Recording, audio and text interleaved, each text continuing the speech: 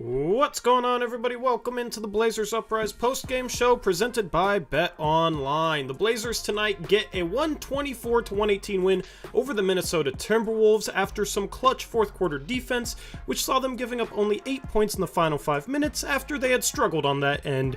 And the Blazers get the job done. They will face this team again in a couple of days, and we'll try and go back-to-back against their divisional rival, Minnesota. But good to get the first one out of the way. Eric, how you feeling, man? Feeling pretty good. Like you said, just good to get a win.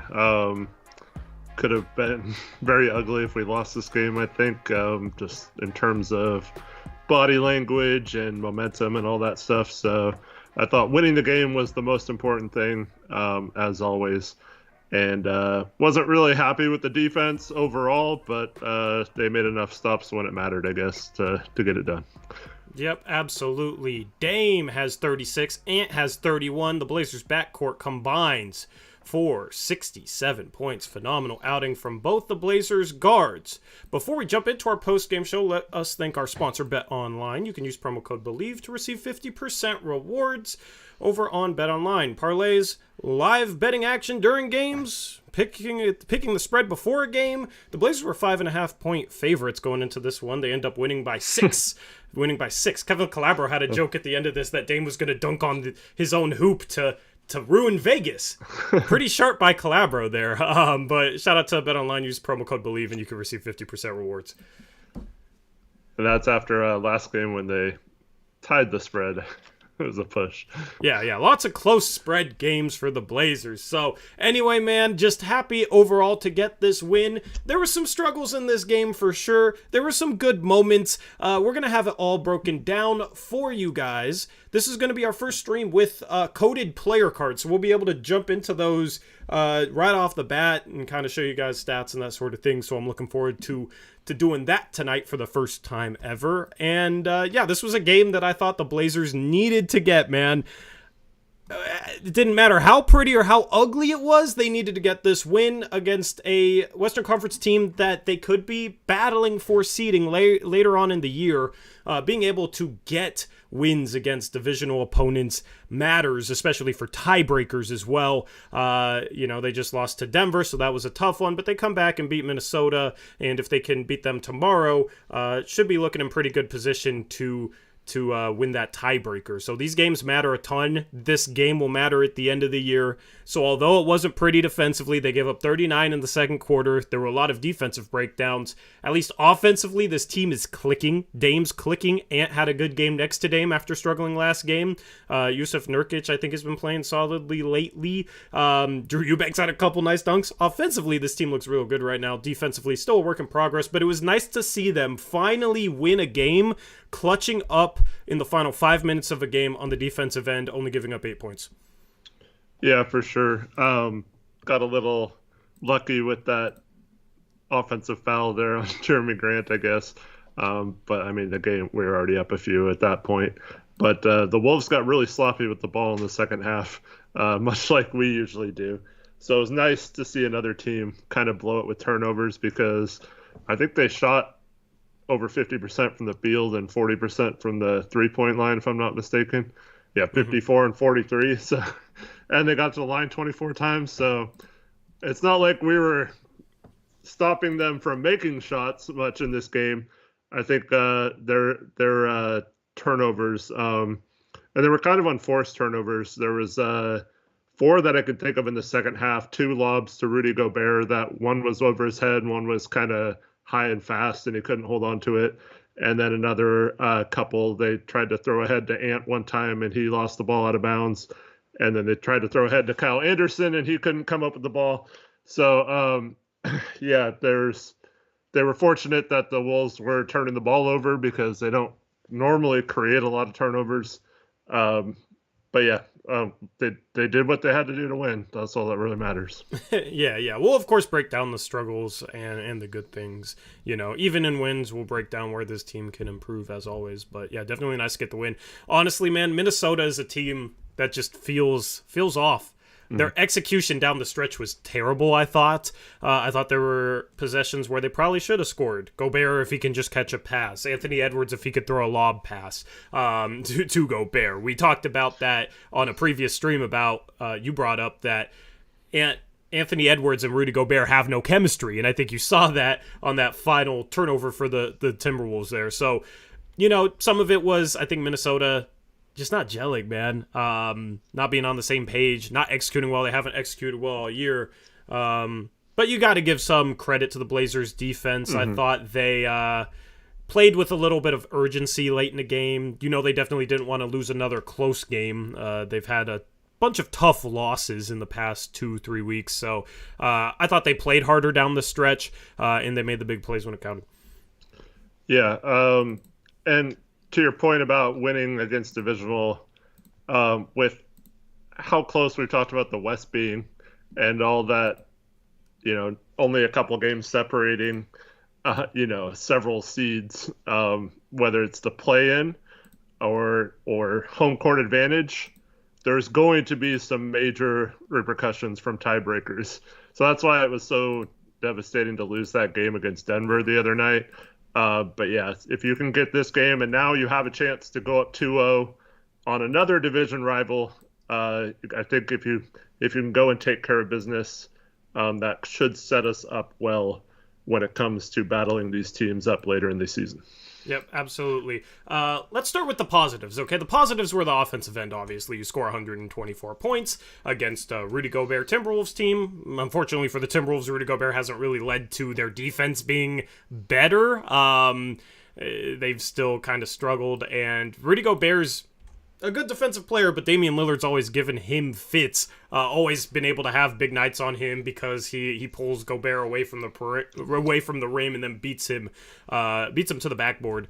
So, except for when they don't call goaltending. Yeah, exactly. Yeah, but let's not go back to that Utah game. What did you like the most about this game offensively?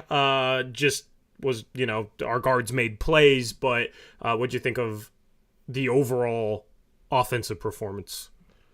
Yeah, I liked that they were, I don't know, it seemed like, especially we talked about the struggles with the bench unit, and I feel like this was kind of setting up for us to have to, we'd just come back and taken the lead after getting down 10 in the third quarter. Nice comeback at the end of the third to take the lead. And it was like, oh no, but we have the bench unit at the start of the fourth. Here we go again. We're going to blow it. And not only did Ant just make shots in that stretch, but I felt like, I don't know, the offense just flowed a lot better. It didn't seem like they were all standing around. I think Grant hit a 3 in that stretch. I think Eubanks got one of his dunks during that time. I just feel like they were moving a lot more, and they had a nice flow to the offense. And lo and behold, yeah, we don't get down and have to come back again, and it helps us win the game. So I thought that was really important on offense to not let that second unit bog us down there. Yeah, absolutely. And Anfernee Simons struggled last game, probably his worst game of the season.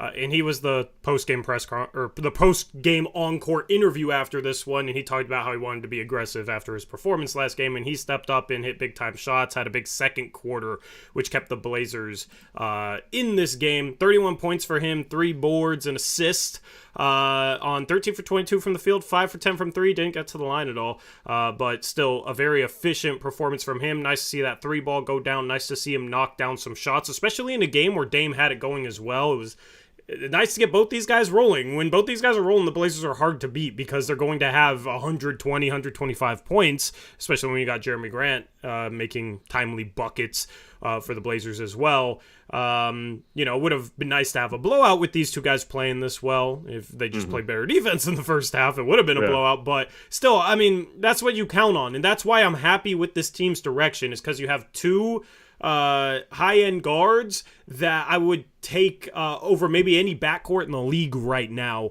And they will come up more times than not with big time shots in order to at least keep you in the game or straight up win you the game. We saw it last game with Dame. Unfortunately, couldn't get the final defensive stop, but we saw it tonight as well. And Dame having big plays down the stretch, big plays in the fourth quarter. Just nice to see both these guys have a good game at the same time. There's a reason I had to put both of them in the thumbnail. Yeah. Also nice to see Ant be 8 for 12, I think, if my math's correct, from the 2-point. He had several really good attacks on Rudy Gobert where he used his body well, got to his arm away from Gobert and shielded him off with the body and laid it in. If he can keep progressing in that, I think that free throw number will go up. He'll get to the line more. But, I mean, he's devastating when he gets to his spot and scores. And he's adding that little hook shot into his game. He's done that several times this season now, so it's not like a fluke thing or anything. I just really liked his 2-point shots in this game. And that's what's making him so deadly. That's what's making him a true star, is his ability to get to the rim and then finish. Because we had conversations a couple years ago. We were talking about how he faded away too much, came up short on a lot of layups, would like extend, and I don't know. His finishing wasn't direct. He wasn't exploding towards the rim. He wasn't exploding towards the backboard in situations that he could. And then in situations where he was going up against a shot blocker, he wasn't finishing those plays either. Now he's stronger and he's creating more contact with shot blockers. That's how you deal with a Rudy Gobert, is you jump into his chest and then you extend and you hang and finish. You don't want to jump away from him because he will use that space to load up and get in the air, and he will close that distance and he'll block your shot. If you can jump into his chest, he doesn't have that space to load up and block your shot, and you're also going stronger to the rim. But then when he needs to throw in that hook shot, that's a shot I would like to see him shoot more, because it feels pretty automatic when he shoots it. And then the floater and all that stuff in between. He's such a lethal three-point shooter that obviously you got to run him off the line, but it's just all the extra stuff off the dribble, in the paint, the floaters, the finishes, that is what's making him such a lethal scorer right now. And he shot the 3-ball well tonight, but even in games where he doesn't shoot the 3-ball well, I still have confidence in him at least being able to make something happen because of how good he's been driving the lane this year. He's getting to the free throw line more. He's finishing at a higher clip than he has, during his career, and he's finishing better, finishing stronger, I mean. So overall, his driving game is what I'm really happy with right now. Yeah, I feel like he's not 100% comfortable with the floater yet. He still kind of, like, when he's in the air, shoots it more than floats it. So I think maybe that hook shot is a little bit more comfortable right now. So I don't mind if he goes to that a little more instead of the floater. But yeah, nice to see him developing an array of moves around the basket. Yep, let me think a couple of donos. Shout out Brian Tadovich, $2 dono, says, Nurkic has been nice to all the haters. Thank you, Brian Tadovich. Yeah, we'll talk about Nurkic in a sec. Shout out Jordan Baker for his annual $5 GG hippopotamus sticker in the win. Thank you, Jordan. Good to see you, man. Appreciate the dono. Let's talk about Nurkic. Nurkic tonight, statistically, it might not be the most impressive performance. Only 8 points, 2 assists, but 15 rebounds. They had him down for 2 blocks. He should have had 3. There was a play where they didn't give him a block because he had that block against Gobert. Then he had a block on another possession in the first half and only had 1 block after that. Didn't really make sense. He had 3 blocks. Don't really know what happened there with the scorekeepers, but I don't think the stat line does him justice, Eric. I thought Nurkic was actually really, really good tonight against Gobert. What do you think of his performance? Do you agree? Do you disagree? What are your thoughts? Yeah, I thought he started off the game well, even though he was 1 for 4 at one point. 2 of those were 3-pointers that he missed. And then his 1 miss, I think he got the rebound and followed it in. So once again, Nurk padding the rebounding stats in lieu of his field goal percentage. But I think he had like 7 rebounds in the first 3 minutes or so of this game. He was really controlling the boards well, and I thought he played fine. It would have been interesting if Drew doesn't get hurt, if Nurk comes back in this game or not. I'm not so sure he would have. But and then he came in and committed a offensive foul, illegal screen. But I thought, other than I don't know, he didn't really do much in the last few minutes when he came back in. But up until that point, I thought he had played pretty well. I thought this was one of his best defensive performances of the season. Nobody around him played good defense in this game, but Nurkic, more often than not, was in perfect position to at least try and help or get a block or make a shot hard for somebody. Mm-hmm. Like, he, maybe there was a couple times playing up at the point of a screen where he maybe should have recovered faster, like nuanced mistakes, defend the pick and roll, but the whole team was awful defending the pick and roll. And it's hard for a big man when your guys aren't getting through screens to know how long you should stay on a perimeter guy coming off a screen. But overall, around the rim, I thought he was very solid. I thought when he was out of the game, you noticed a true difference in terms of our interior defense. I thought when he was out of the game, the rebounding wasn't as elite because he almost out-rebounded. Not almost, but he had 15 rebounds. Minnesota only had 28, which is a low number for a team. Only 4 offensive rebounds. I think Nurkic might have had more offensive rebounds than the entire Timberwolves team. Only three. Dang, I wish I could run somewhere with that. But 3 to 4. I mean, he's going up against Rudy Gobert, who's taller than him, lankier than him, and he controls the boards. Rudy Gobert's an elite rebounder. Maybe the best rebounder in the league. Nurkic, 15 rebounds. Gobert only had 9. Gobert only had 1 offensive board. Nurk kept him off the boards. Nurk rebounded really well. I thought defensively, was very sound tonight. Didn't really make many mistakes. Was our best defensive player on the floor tonight. Yeah, and I see a comment in chat from Kyler Johnson. I like Nurk, but just need more defense on Rudy when he was. So this is something that we talk about pretty much every game with Nurkic. But how many times did you see Anfernee Simons or Josh Hart in this game trying to guard Rudy Gobert in the post, and Nurk is on a guard up top? That's not Nurk's fault. He's having to cover for other people. They're not fighting through screens. He's having to help, and that leaves Gobert open a lot. But if you watch closely and you're being fair, we'll talk about Eubanks later, who was really good on offense, I felt like, this game. Not so good on defense. If you look at the difference when those two are in the game, Nurk actually covers 4 mistakes, and then the other team can still capitalize it on sometimes. Whereas Eubanks is the one often making a mistake on top of the other mistake, and it leads to an open shot. And it's just different. They're both giving up open shots as a team. But I think one is more, both of them are more on the rotations and the pick and roll defense. But for the most part, I feel like most of the time when an opposing center is scoring, it's because Nurk has to leave him instead of, him just scoring. Like, how many times did Gobert score on Nurk in a post-up situation or an offensive rebound, like you mentioned? That didn't really happen in this game.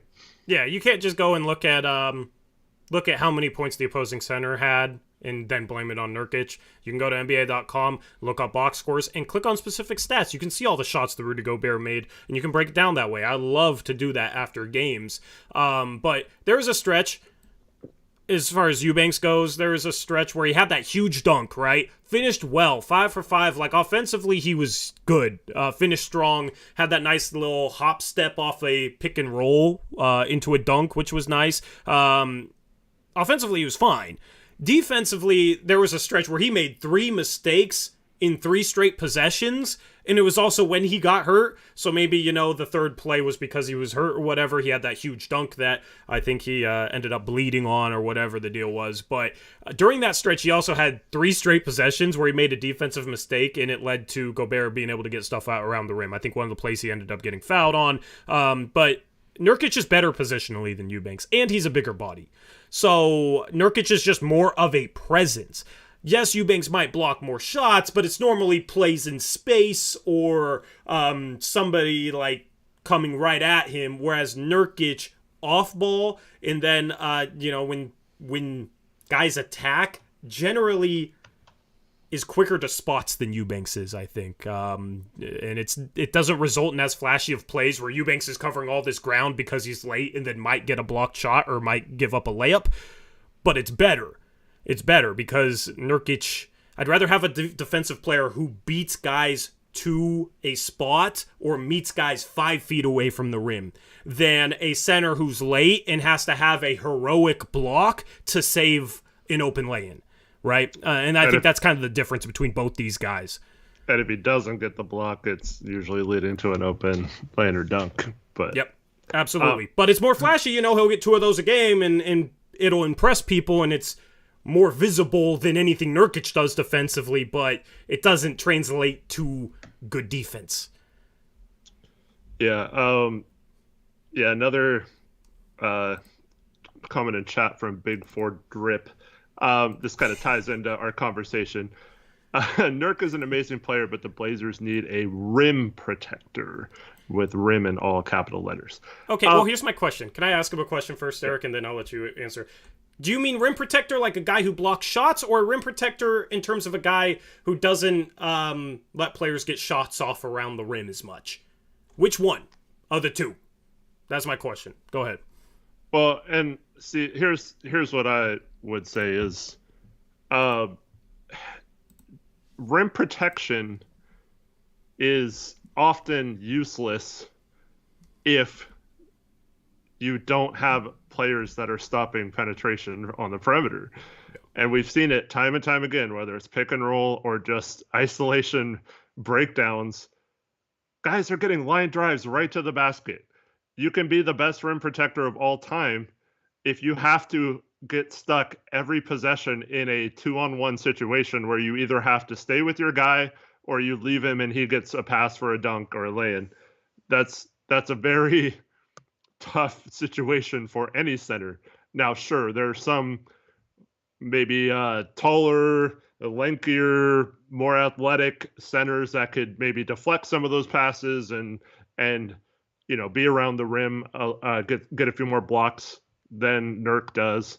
But positioning wise and just like knowing where to position your body and things like that, Nurk does about as good as he can with his limitations and athleticism and stuff like that. So I don't think it's a case where we need a better rim protector. We need our rim protectors to be in positions where they can defend the rim, not having to come out to like the middle of the paint and away from the rim to guard players that get their man completely demolished in a pick and roll situation or blown by on the perimeter. So that's the problem is until that gets cleaned up, we're never going to have good rim protection. Why is that graphic so big? You're muted. I am muted. I don't know what that Galaxy box was. It's been doing that for a donation. Has it? I just noticed it. You should have told me earlier. It reverted back to something old, I think, man. Because, normally it's the sleek thing on the bottom. Yeah. I don't know what that Galaxy box was, but anyway. We just got to get beyond... Yeah, I'm just taking it down. Because I don't know what in the world that is. That was not planned. It's kind of funny. But... we gotta get beyond defining rim protectors by guys that block shots. It's more than that. No one guy with as much dribble penetration as the Blazers are giving up right now can completely make up for that or completely fix that. You gotta have, as you explained, you gotta have better point of attack defense so you don't need all these heroic plays from your centers. But then I just think Nurkic is good defensively, and it's not flashy, but it's solid. I thought there was numerous times where he was just in great position today.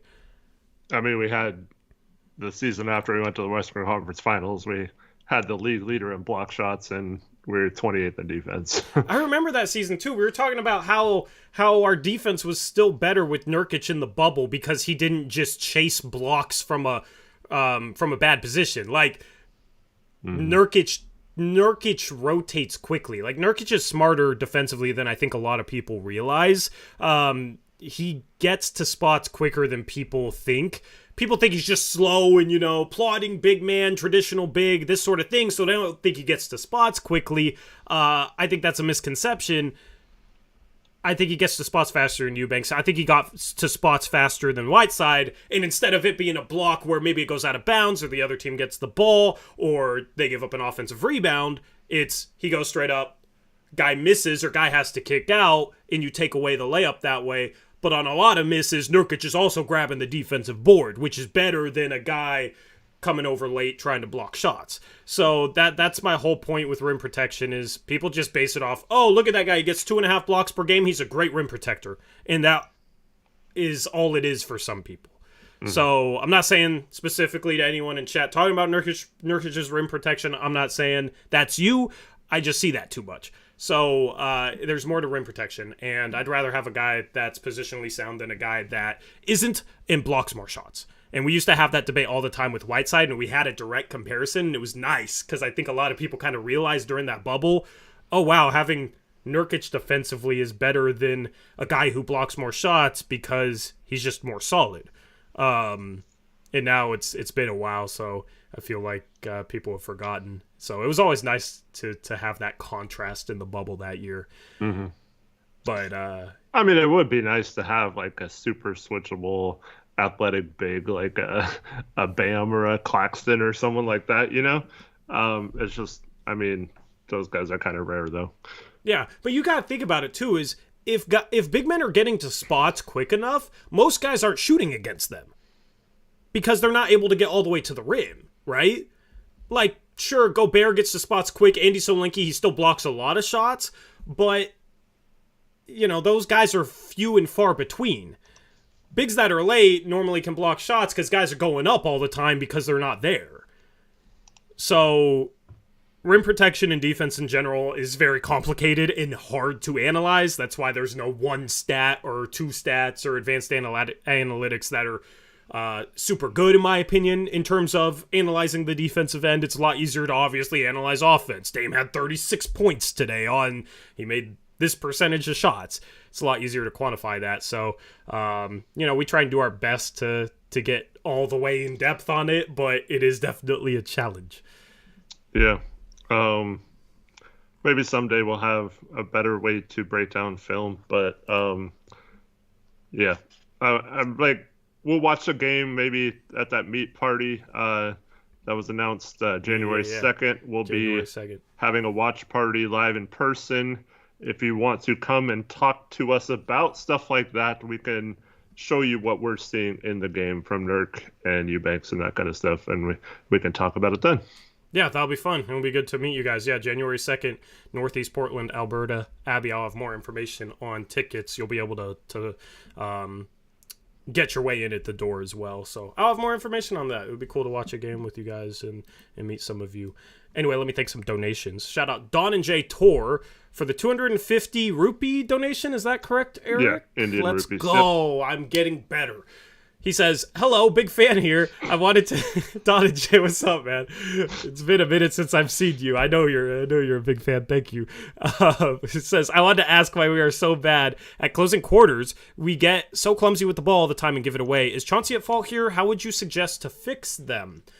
What do you think, Eric? Because I thought earlier in the season the Blazers were better at ending quarters, and I kept talking about that's what good teams do. They end quarters well.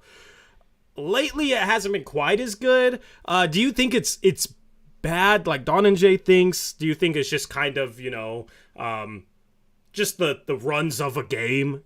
Sometimes we're going to end quarters good, sometimes we're going to end quarters poorly. Or do you think there's some truth there that, like, we're really struggling to end quarters, and if so, why? I mean, we all know the turnovers at times have been a huge problem this year. But, I mean, I made this joke during the game, but I feel like we lead the league in just oh, I'm dribbling the ball. Here, defender, have the ball.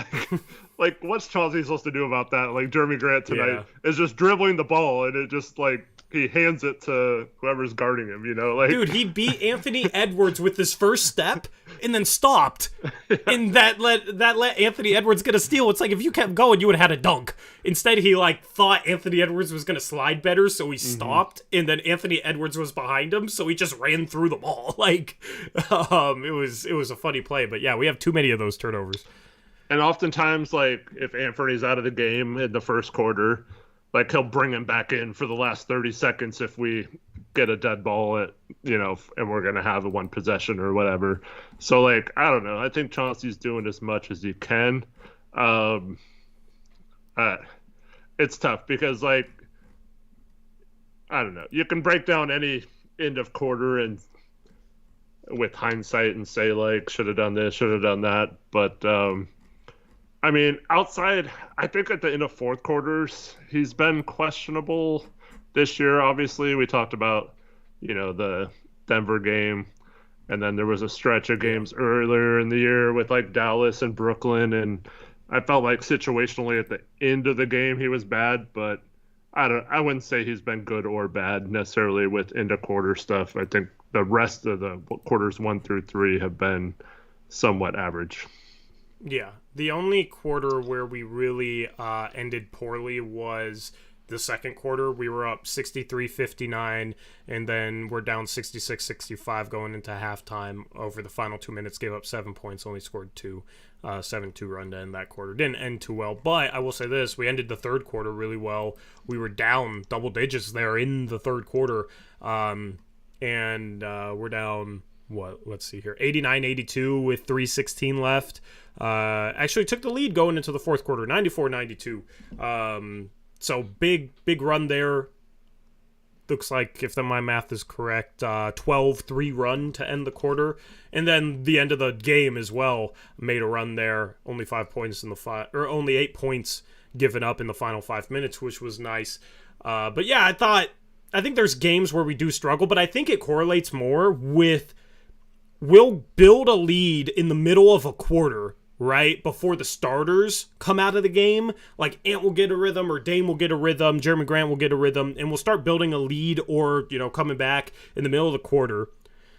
Then, if it's the first or third, the bench will get subbed in, and the bench has just been bad. And normally there's a timeout that correlates with that the other team calls because we're building a lead, and I think... more so than struggling to end quarters lately, I think this team has struggled all season long at playing out of opposing timeouts. Like, when the Blazers build a bit of a lead or go on a bit of a run and the opposing team calls timeout, it always feels like the first 3 or 4 possessions after that timeout, it's going to be like an and one for the other team. We're going to give up an open 3. We're going to have a bad turnover. And we're going to take a bad shot. It's just we have these lulls when another team calls a timeout. Not only does it completely crush the momentum we've built, but it almost seems to reverse it against us. And then a lot of times that'll correlate with we're subbing guys in during that timeout that are on the bench. The bench unit just still isn't too impressive to me whatsoever right now. Yeah. Unfortunately, I don't know. I mean, obviously you have to play the bench, and our starters are still playing too many minutes, in my opinion. But, yeah. One thing I would like to see is maybe giving Keon some Sharpe's minutes, because Sharpe just looks a little out of sync, I don't know. He's lost all his confidence. He even missed a free throw. Got to the line. I don't know. It just seems like he's in a lull, and he's not really snapping out of it, and he's making a ton of defensive mistakes. He got benched tonight after making a defensive mistake. I would like to maybe just, see if Keon can improve that second unit a little bit. Well, I have a take. I don't know how hot of a take this is, but I think his legs are burnt. All 3 of his threes, Eric, today, he missed short. He got rim checked on an open dunk. Well, I think he got stuck between dribbling and not dribbling on that one. Still, but like we've seen this dude like levitate from almost the free throw line off 2 feet and like catch a put back, right? And then he had a play there where he got up on a lob. I forget who threw that, but all three of his misses were short today. Which, if you're missing regularly short, that means it's your legs. And then that dunk, like, maybe it's not his legs, but we're talking about a 19-year-old. So, yeah, he's still young, should be fine, right? But he hasn't gone through anything as grueling as what he's gone up to this point for the season. He's only played in high school. He hasn't been able to figure out how to deal with a 35-game college season, let alone an NBA season where we're not even 2 months into this thing. We've already played 26 games, you know? So guys that have been in the NBA, obviously they deal with it on a year-in, year-out basis. That's no problem. But for a guy like Sharpe, I kind of wonder if maybe he doesn't have the, just the stamina physically yet. And maybe the 3 threes that he missed all short is a sign of that. That's just a guess. I'm not sure. I don't necessarily believe that or anything, but that is a possibility that, his legs aren't fresh enough right now. And in that case, I would maybe give him a couple of games rest, let him get right mentally, let him freshen up, play Keon, because Keon will get things done defensively, because, Shaedon Sharpe has been pretty rough the past few games and seems to have lost his confidence, whereas he came into the season playing phenomenal, shooting the ball great, and playing with a ton of confidence. Yeah, I think that's a good point. Also, Sharpe got injured. He hurt his finger, missed 1 game, I think, this season. He played all but one of the games in November, I think. So he didn't even get to rest at all. Like some of the players, were in and out of the lineup, so they didn't play every game that month. But he pretty much did. So, I don't know. I understand, like, letting him learn on the court. I think that is also important. I'm not saying take him out of the rotation. But there was the play he got the dunk on, actually. He gets I forgot who it was, but someone drives, great kick out pass to him. He's wide open. Like, doesn't shoot, dribbles into traffic, gets the ball back, takes a much tougher 3-point shot, and then we got the rebound again, and then that's when he got the lob. But, I feel like he's just kind of going through the motions out there. Like, he's kind of unsure of himself right now. It might be good to not like make sure he knows this isn't like a demotion or like you're not like in trouble or in the doghouse or anything. We're just trying to get you back to where your legs are fresher, like you said, and maybe that means sitting out a couple games or something, or just maybe you flip games where you play Shaedon some games and Keon other games, or something like that. I think they need to mix it up a little bit. As fun it is watching Sharpe play, he's just making too many mistakes out there. Yeah, and I think the speed of the game right now is a little much for him on both sides of the floor. Like, I think there's plays where it seems like he gives up defensively, but maybe he's just so confused, like he doesn't even know what to do. And it might be obvious to us watching, Eric, but I mean, we're talking about a guy who didn't play in college. I know I keep saying that. I don't say it as an excuse. I say it as, it's the reality. He's not going to be used to this speed. He didn't even have the time to get used to the speed of a college-level game, let alone NBA. Like, I guarantee you, the things are a blur out there for him.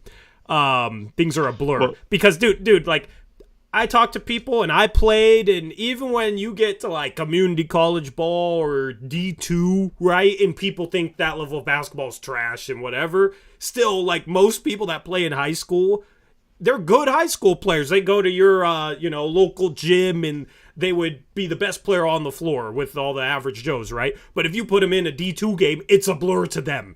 You put, I was a good high school player, played a year of community college ball, JUCO ball. It was a blur to me, that level. So I can only imagine a dude who's only played in high school making the jump to the NBA. Obviously, he's super talented and physically, like, he's a great athlete, long arms, all that sort of stuff, and he's been able to have an impact at times due to that athleticism, due to the fact that he can shoot the 3 ball. But outside of that, he's not really having much of an impact, and there's times where he's just shooting the ball into shot blockers like they're not even there, and he's getting his shot blocked. There's times where he looks completely lost defensively. I guarantee you things are a blur for him right now. I think he just needs time to let the game slow down, to learn how to process the game at the speed that it's played at. You always hear about guys 4 or 5, 6 years into the NBA talking about how the game is slowing down for them. It's going to take some time for Sharpe to have the game slow down for him. Mm-hmm. And we forgot to say our disclaimer. Once again, this has nothing to do with Sharpe's long-term outlook. We're strictly talking about right now during the season, so we're not like soured on him as a prospect. Both of us, I think, will agree that we love him long-term.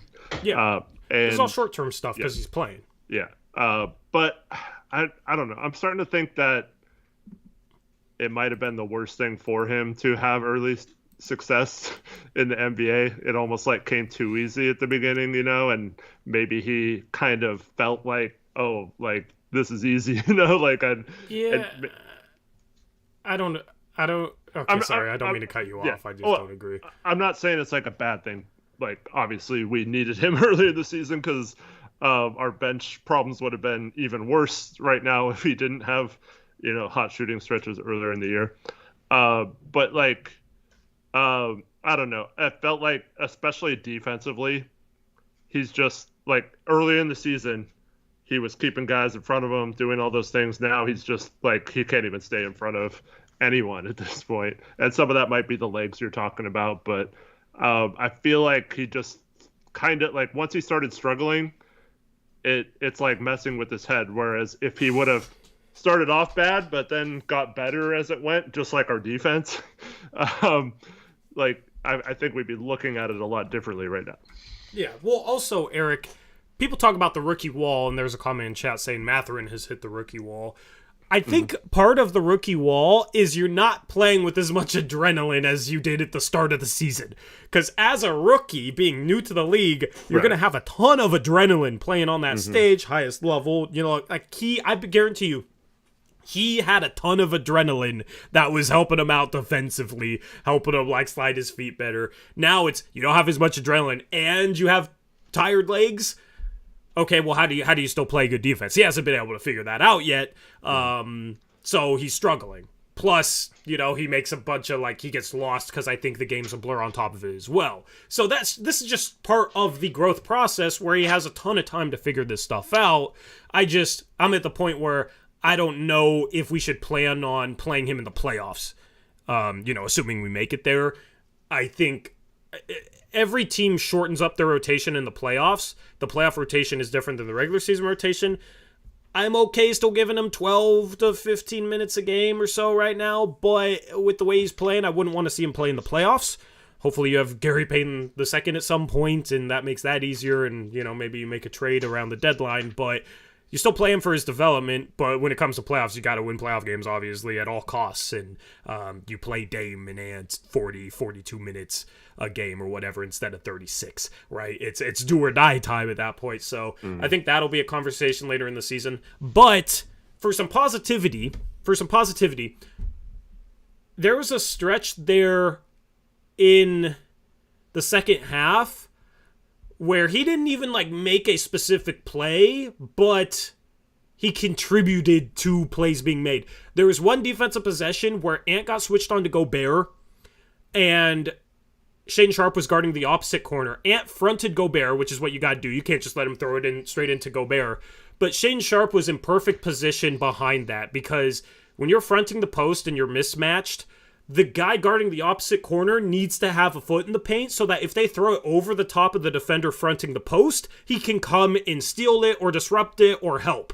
And Sharpe, with his athleticism, if you throw it up top to Gobert, Sharpe can go get that ball, right? Or at least, hit it out of bounds or go make a play. Worst case scenario, foul him or something. That's fine because you got a mismatch. You got 6'3", 6'4" Anfernee Simons on 7'1" Rudy Gobert, right? So he was positioned perfectly and ready for that play. They didn't even throw it into Gobert. It ended up being a possession where Kyle Anderson isolated against Trendon Watford, and props to Trendon. Trendon blocked his shot. Trendon came up with a big defensive play. And then that play at the end of a quarter, I think it was at the end of the third, Eric, where Eubanks got a dunk. It was a play where Sharpe crashed the offensive boards hard, and he didn't get the board. He ended up like falling flat on his face. I thought he got fouled, but he disrupted the defensive rebound enough that the Blazers were able to dig out the ball and get Eubanks a dunk. That's not a stat for Sharpe or anything, but that's him just coming in, crashing the boards, playing with energy, and good things can come of that. Yeah. So that was a big play. And then there's another play defensively in the second half where he rotated, and I don't think he didn't end up with a block in this game, but he went up vertical and bothered a shot on the interior as a help side guy. I think somebody else was there as well, but ended up forcing a miss, just rotating over and going up vertically and getting high. And he can be a rim protector as a help side guy if he gets to spots in time. That's where I'm hopeful once the game slows down to him. He could be like a really disruptive guy just by using his length and his athleticism to play passing lanes, to rotate, bother shots around the rim. But I thought in the second half, he played with more energy, and when he plays with energy, good things can happen, even if he's not recording a block or an offensive rebound or a bucket or that sort of thing. That's just what we need from him in order to keep playing him 15, 20 minutes a game right now. You know, when the shot's not falling, the ball handling isn't really there yet, just play with energy, try and get offensive rebounds, crash the boards. Even if you're lost defensively, just try and do the right thing and just play with energy, and good things will happen more so than if you're not playing with that level of energy. So that's what I want to see from him. I like that we saw a little spark there from him in the second half. Yeah, for sure. So that's my thoughts on Sharpe. Let me thank the rest of the donations. Then we'll take a look at the team stats. And it's not pretty shooting-wise for the Timberwolves. Defensively, it's kind of a rough game, but we could touch upon that a little bit. Shout out Brian Tadovich, $2 dono, says top 10 dunk this year. I think that was about the Drew Eubanks dunk. There's been a lot of good dunks this year, I think. I wouldn't put it top 10. For Blazers, it is, I think. For Blazers, it is, yes. For the league, no. I didn't know the context behind that, but, if that was like Dame, it's a little bit more impressive because Dame's 6'3", and, Eubanks is still impressive. He did get up over the top of Gobert. Still a hell of a dunk, yeah. Anything on Gobert is impressive. We've seen Dame actually dunk on Gobert before, right? Dunking on Gobert is impressive, certainly. And I like that Eubanks goes up strong. It's always funny whenever he does that because there's always that person that says, Nurkic, you should do that. Well, Nurkic ain't as athletic, and he can't change that, unfortunately. If Nurkic was as athletic as Eubanks, I'm sure he would love to dunk on Gobert like that. And he would truly be a beast. But yeah, that's the thing. Eubanks got to go up strong like that. He has to finish plays offensively because defensively he's a mixed bag. There's some games he's bad. There's some games he's fine. Rebounding, he's a mixed bag. Same thing. Some games he just doesn't box out, doesn't control the boards. Some games he does. The one thing he does consistently is he finishes. And this was one of those games. He was 5 for 5 tonight. Finished the ball well. Yep. Shout out Ryan Wilcox, $10 donation. It's a laughing, what would you call that, Eric? Did you see the laughing yellow dude with the leaf on his head? Yeah, potato. Potato man? Yeah, I don't know. Thank you, Ryan Wilcox, for the $10 donation with the sticker of the laughing leaf head yellow egg thing. Shout out Don and J Tor, 150 rupee donation, says, what would you guys grade Chauncey as of now? A C-? No, I'd grade him a B+. I think everything long-term idealistically is good. There's just some nuanced things that he's struggling with that he has to learn from. Eric, I'm sure you can touch on those a little bit. What would you grade him?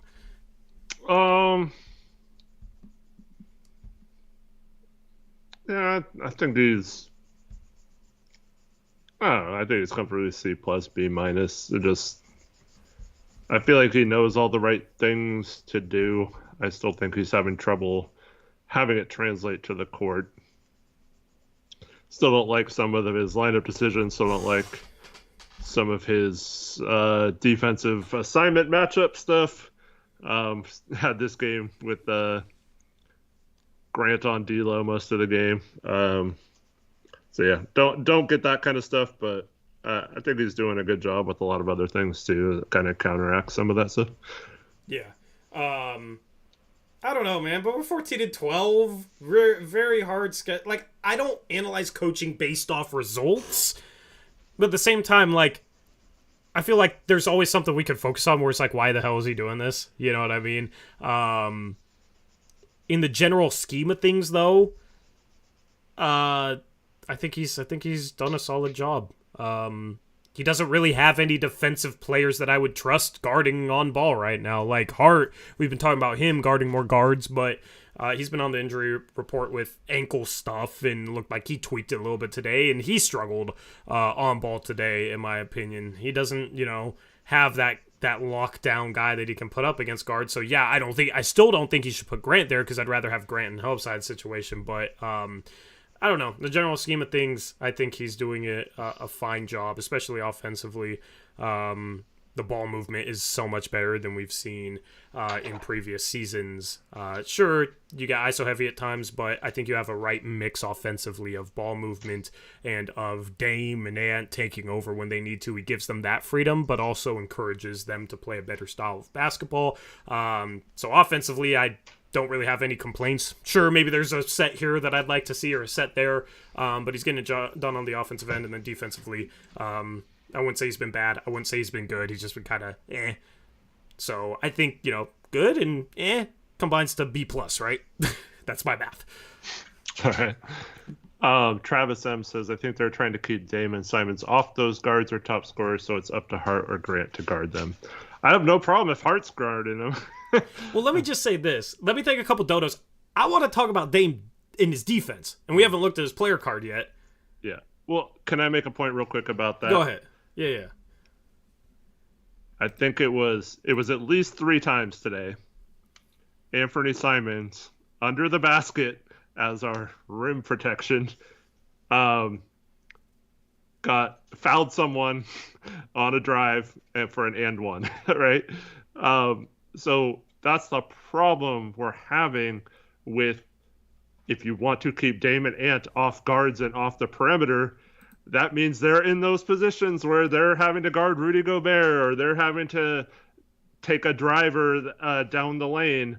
And that's what I would want to be avoiding at all costs if I'm Chauncey. So that's what doesn't make sense to me. Like, I understand the principles of, save them, their energy and stuff like that. But we're having defenders that are good help defenders not in the help position, and we're having bad help defenders in those positions. It still doesn't make sense to me. Yep. I'll touch upon Dame and his defense in a second. Shout out Michael V, $2 donor, says, the dynamic woe strikes again. Let's go. Thank you, Michael, for the $2 donor. What's up, Michael? And then Dro with the $2 dono says, let's schedule a hoop session January 12th to 17th. I assume one day in between those. I don't think you could handle 5 days in a row, Dro. And then he says my name with a winky face. Drono. Drono. Yeah, thank you, Dro, for the Drono. Yeah, one day in between those, sure, maybe, but it has to be a gym because it's cold and it's going to be rainy outside, and, we're in the middle of hoop season, so it's going to be tough. If you want to organize that, go ahead. I'll contribute. It's going to be tough, though. It's tough in the middle of winter. We may have access to a gym in January. More details to come. Ooh, I like the sound of that. Shout out Brady Sieg, $5 donation, says, Grant on guard theory. Chauncey hated playing against long defenders as a player, so he assumes guards today don't like it, and it's blinding him. Thank you, Brady, for a $5 dono. And that's honestly a really sound theory, Eric. Oh, my goodness. We still got the Galaxy thing popping up. Do you like becoming Galaxy brain for a second? It's fine. I could try to peek over the top. Yeah, I don't know what happened with that. I'll hide it. I don't know what's going on. My alert box is broken for some reason. I don't know why it changed, but I don't know. When I start up my streaming software, I get like 6 tabs randomly opened in my browser that's telling me to like log into it, even though I'm already logged into my streaming software. I don't know. It's a mess, but we do our best. As far as your theory goes, Brady, that's a good theory. The problem is when Chauncey played, neither he nor a lot of the good guards in the NBA had the level of three-point shot making that today's guards do. And when you're able to knock down step-back threes at the clip that good guards today can, when you're able to stretch the defense out even further beyond the three-point line, it neutralizes that length because it makes that guy defend in so much space that you're either able to get by him or you're able to get a three off. Some players that are able to stick with those guards are able to use their length to be disruptive, but they also got to be able to move their feet and get through screens and do a lot more defensively than in the past, where it was like Chauncey Billups isn't going to be shooting a ton of step-back threes that are contested and hitting them. He's not going to be shooting deep threes, so it's a little easier to just put any sort of length on him and disrupt him. What do you think of the theory, Eric? Yeah, that's sound reasoning. My thing is, though, okay, in theory, sure, great. But, we're, 26 games into the season now? 26, right? 14 and 12? Mm-hmm. 26 games in, now is, by now you should have figured out that it's not really working. So, and also, Jeremy's just not the type of defender that, when you talk about long defenders, a lot of those guys are way better at screen navigation and staying in front of their man. So I understand the theory behind it, but Jeremy just isn't that. He doesn't have that skill set that Chauncey's teammate Tayshaun Prince had, for example, right? So that guy can cover a lot of mistakes from your defense on the perimeter, and that's just not an asset we have. And I know he's trying to force Jeremy into that role, but I don't see how you can watch these first 26 games as closely as Chauncey has and see that that's something that should still be the process or the theory. But he does. He's still putting Grant on him, so I know. There has to be some reasoning in his head. Yeah. That explains it, and that's about as good as a guess as any. But that's one of the flaws. But it'd be even worse if you had a starting three like an OG Anunoby who's supposed to be better at the point of attack. But why not try hard up against guards? Yeah, no, I agree. We've argued this numerous times. We don't need to argue this more. Yes. Brady Sandy agrees with us too. I wasn't saying we could have this argument every stream. It's a pretty smart theory. Yeah, I just don't. I'm just past the point of arguing that he should do it because I feel like everybody agrees. I just still don't get what Chauncey's seeing. Yeah, I think we're not at the point where we're like, okay, should he play Grant against these guards? Right, now we're at the point of why is he playing? Well, that's about as good as a guess as why. But here, the thing is, Eric, you talked about screen navigation. Guards in today's NBA make defenders pay for poor screen navigation more so than they did 10 to 15 years ago. Absolutely. Yeah. So that's part of the problem. Yeah. Well, my theory was that there's got to be some obscure analytic that Chauncey loves that shows that Grant's actually good at defending pick and rolls or something. Yeah. There's got to be some weird stat that shows that it actually is working. So Chauncey's like, oh, you know what? It actually is working. Look at what these numbers say. I'm sure Corey Jez has some stat that shows that it's better than we think it is or something. But yeah. The Blazers have this whole analytics department and stuff. But I'd rather have his length playing around the rim with a good point of attack defender against good guards. Josh Hart, I would like to see him challenged a little bit more.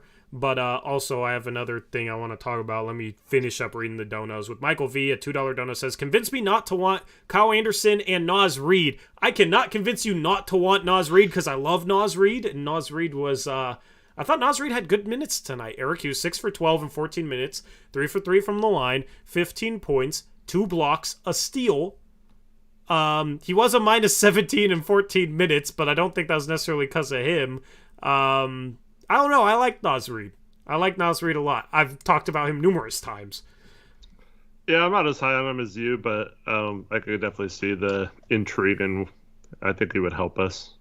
Yeah, playing that Eubanks role, energy guy to block some shots, but also knock down threes, and might be a little bit more versatile of a finisher.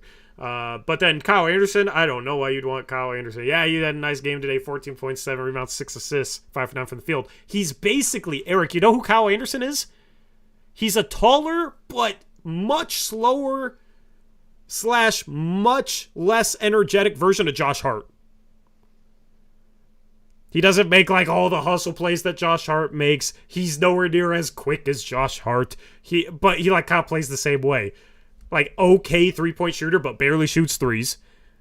Playmaker at a forward position, like okay point of attack defender. Mm-hmm.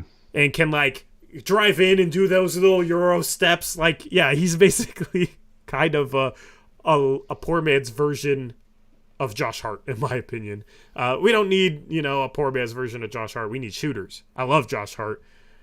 I wouldn't like the pairing of Josh Hart and Kyle Anderson playing at the same time, especially if you had Justice Winslow out there as well with Trendon Watford. You know what I mean? Like, how many of those types of players do we need? Mm-hmm. Anyway, in the shop, Tay Plays $2 dono says, when Grant be extended? Eric? January 7th, I believe, is the date. Thank you, Tay Plays. Let's talk. Basically 4 weeks. Yep. Let's talk Dame, Eric. Hot take. Maybe it's not a hot take. I think Dame was our best perimeter defender today. Do you agree? Do you disagree? Yeah. Yeah, I think so. He played with the most energy. He fought through screens. Like, he's not great getting through screens, but he at least tried fighting through screens for the most part. He rotated quickly. Like, he just played with more energy than any of our other perimeter defenders. And I don't really remember him getting cooked on any specific play or not. He probably did, but I thought he was solid. He got burnt on a couple bad closeouts in the corner. But other than that, yeah. But I mean, if that's what we're talking about, you know what I mean? Yeah. Like, Dame's been solid defensively this year. I think Dame has improved defensively this year. And he played 41 minutes tonight. I never felt like his energy was low on the defensive end. And he's talked about in the past, like, putting the onus on himself to lead by, example, or just he's talked about how the defense needs to be better. And I think he's taking it to heart. Like, they're not a good enough defensive team. They haven't been a good enough defensive team. He, as the leader of the team, needs to play with more energy on that end. And he's talked about how hard that is with doing all the things he does offensively. But I think even in games like this, he has 36 points. He's not pounding the ball as much. He's not doing as much with the ball in his hands. He's playing more within the flow of things. I think he's having an easier time getting big games and exerting less energy getting 30, 35, 40-point games. He has that energy for the defensive end. Like, I thought his energy on the defensive side of the floor was very impressive today. Yeah, I still don't like how he runs to the corner every time. I would like to see him step up and get, maybe if he is playing better than other players on the perimeter, play more towards the top than on the side or the bottom. But yeah, I don't have any problem with Dame's defensive effort this year so far. Yeah, and when you talk about, who do you want to guard guards and it not being Grant, like, you can mix up matchups during the course of a 6-minute stretch. Like, start Josh Hart off on him and say, Josh Hart, bust your ass on defense for 3-4 minutes, okay? And if you're doing a good job, you'll stay on this guy. If he scores a couple times, we're going to challenge Dame. Because we've seen when Dame is challenged to go and guard somebody who's getting buckets, who's having good stretches, we've seen Dame rise to the occasion before against superstar-level players like Jason Tatum, Luka Doncic. Earlier this year, there was a stretch where Dame had some phenomenal defense on him. Like, he will rise to the occasion despite the fact that he's not a, quote-unquote good defensive player. So I think that's how you handle it, is you start off Josh Hart. If Josh Hart's struggling, you actually give an assignment to Dame, and you challenge Dame to be that guy to lock up for a stretch. And then, if he gets beat, well, you got Jeremy Grant helping around the rim alongside Yusuf Nurkic instead of Dame and Josh Hart and Anfernee Simons helping around the rim when Grant's completely screened out of plays or gets burnt, right? So that's what I would do with the defensive matchups at the start of the game. It doesn't just have to be Josh Hart. It can be Dame. You can challenge Dame, and even if he gets burnt, I still think it's fine because you have Jeremy Grant there to help clean things up, and I don't think you need Dame to have all that energy he's had to have for the offensive side of things in years past. Well, everyone else is getting burnt too. What does it matter? Yeah, exactly. So that's my thoughts on Dame. That's Defensively. the other thing too is you know how Dame kind of eases into games, tries to get teammates involved with a lot in the first quarter. That's the time when you're not using a ton of energy on offense, so you can maybe use some of it on defense. So yeah, I would love to see him be challenged to be a just a little bit have a little bit more responsibility on the defensive end, and I think he would step up to the challenge. Yeah, and at some point, hopefully, we'll have Gary Payton the second. He hasn't played in so long, I'm forgetting how to say his name. Hopefully, at some point, we'll have Gary Payton the second to be able to throw in there as well early on into games if we're struggling to start things, and then obviously during stretches later on in games, you'll have that extra guy on the ball. You don't have to necessarily rely on Grant with or without GP2, but obviously GP2 helps things. So that's my thoughts on that. But offensively, Eric, it wasn't the most efficient night from the field. He was 9 for 22, 3 for 11 from 3, and he was 6 for 11 inside the arc. But he gets the line 15 times, which makes it an efficient night. 15 for 15 from the free throw line. When he put the ball on the floor, he was getting to the line, and it was an automatic 2 points every time he did so. Or an automatic and one every time he did so. So very efficient night from him. 8 assists as well. He's looked like Dame. He's looked like Dame since coming back from that calf injury. He kind of had those struggles before he ended up missing that second stretch of basketball. I don't think he was 100%, especially seeing how he's played before and after that stretch coming back from the first injury. I don't think he was 100%. I think he's 100% now. He was 100% at the start of the year. And in both stretches, we've seen him have some monster games. What do you think? Yeah, my only issue with Dame, even on bad shooting nights, is the turnovers. He's averaging by far the most turnovers in his career. And other than his rookie year, this is the highest turnover percentage of his career. So I don't like that he has a little less responsibility on offense, but he's averaging more turnovers and turning it over at a higher percentage of the time. I think that needs to get cleaned up. But he is definitely trying to play make a lot more than he has in the past. So maybe that's just an adjustment he needs to make. But then I see it didn't end up mattering in this game because I think we were up 6 at the time. But late in this game, he drives, beats his guy. He's in the middle of the key, jumps, could have easily taken a shot, but he decides to pass out to the corner. He just throws it right to the Timberwolves player guarding the guy in the corner. Just plays like that. It's just like, man, what are you doing? And it's like they're 5 of 11. So if he could just clean up the bad turnovers he's had this year so far, I think we could be talking about a special run from here on out. Yeah. I think he's having turnovers where he gets a little bit too deep at times. I don't know why that is, but I feel like he's had more of those this season. Mm-hmm. But I don't have a reason why. Like, I think there was a couple in this game where he got caught in the paint getting too deep and then not wanting to shoot and then trying to kick it out and just not having anything available. And he did have that 5th turnover at the end of the game, 20 seconds left. Where he jumped past to that play you talked about to Hart, was trying to kick it out to Hart. He should have just went up with that or held the ball. So it's just I don't know. I don't think there's any particular reason for it.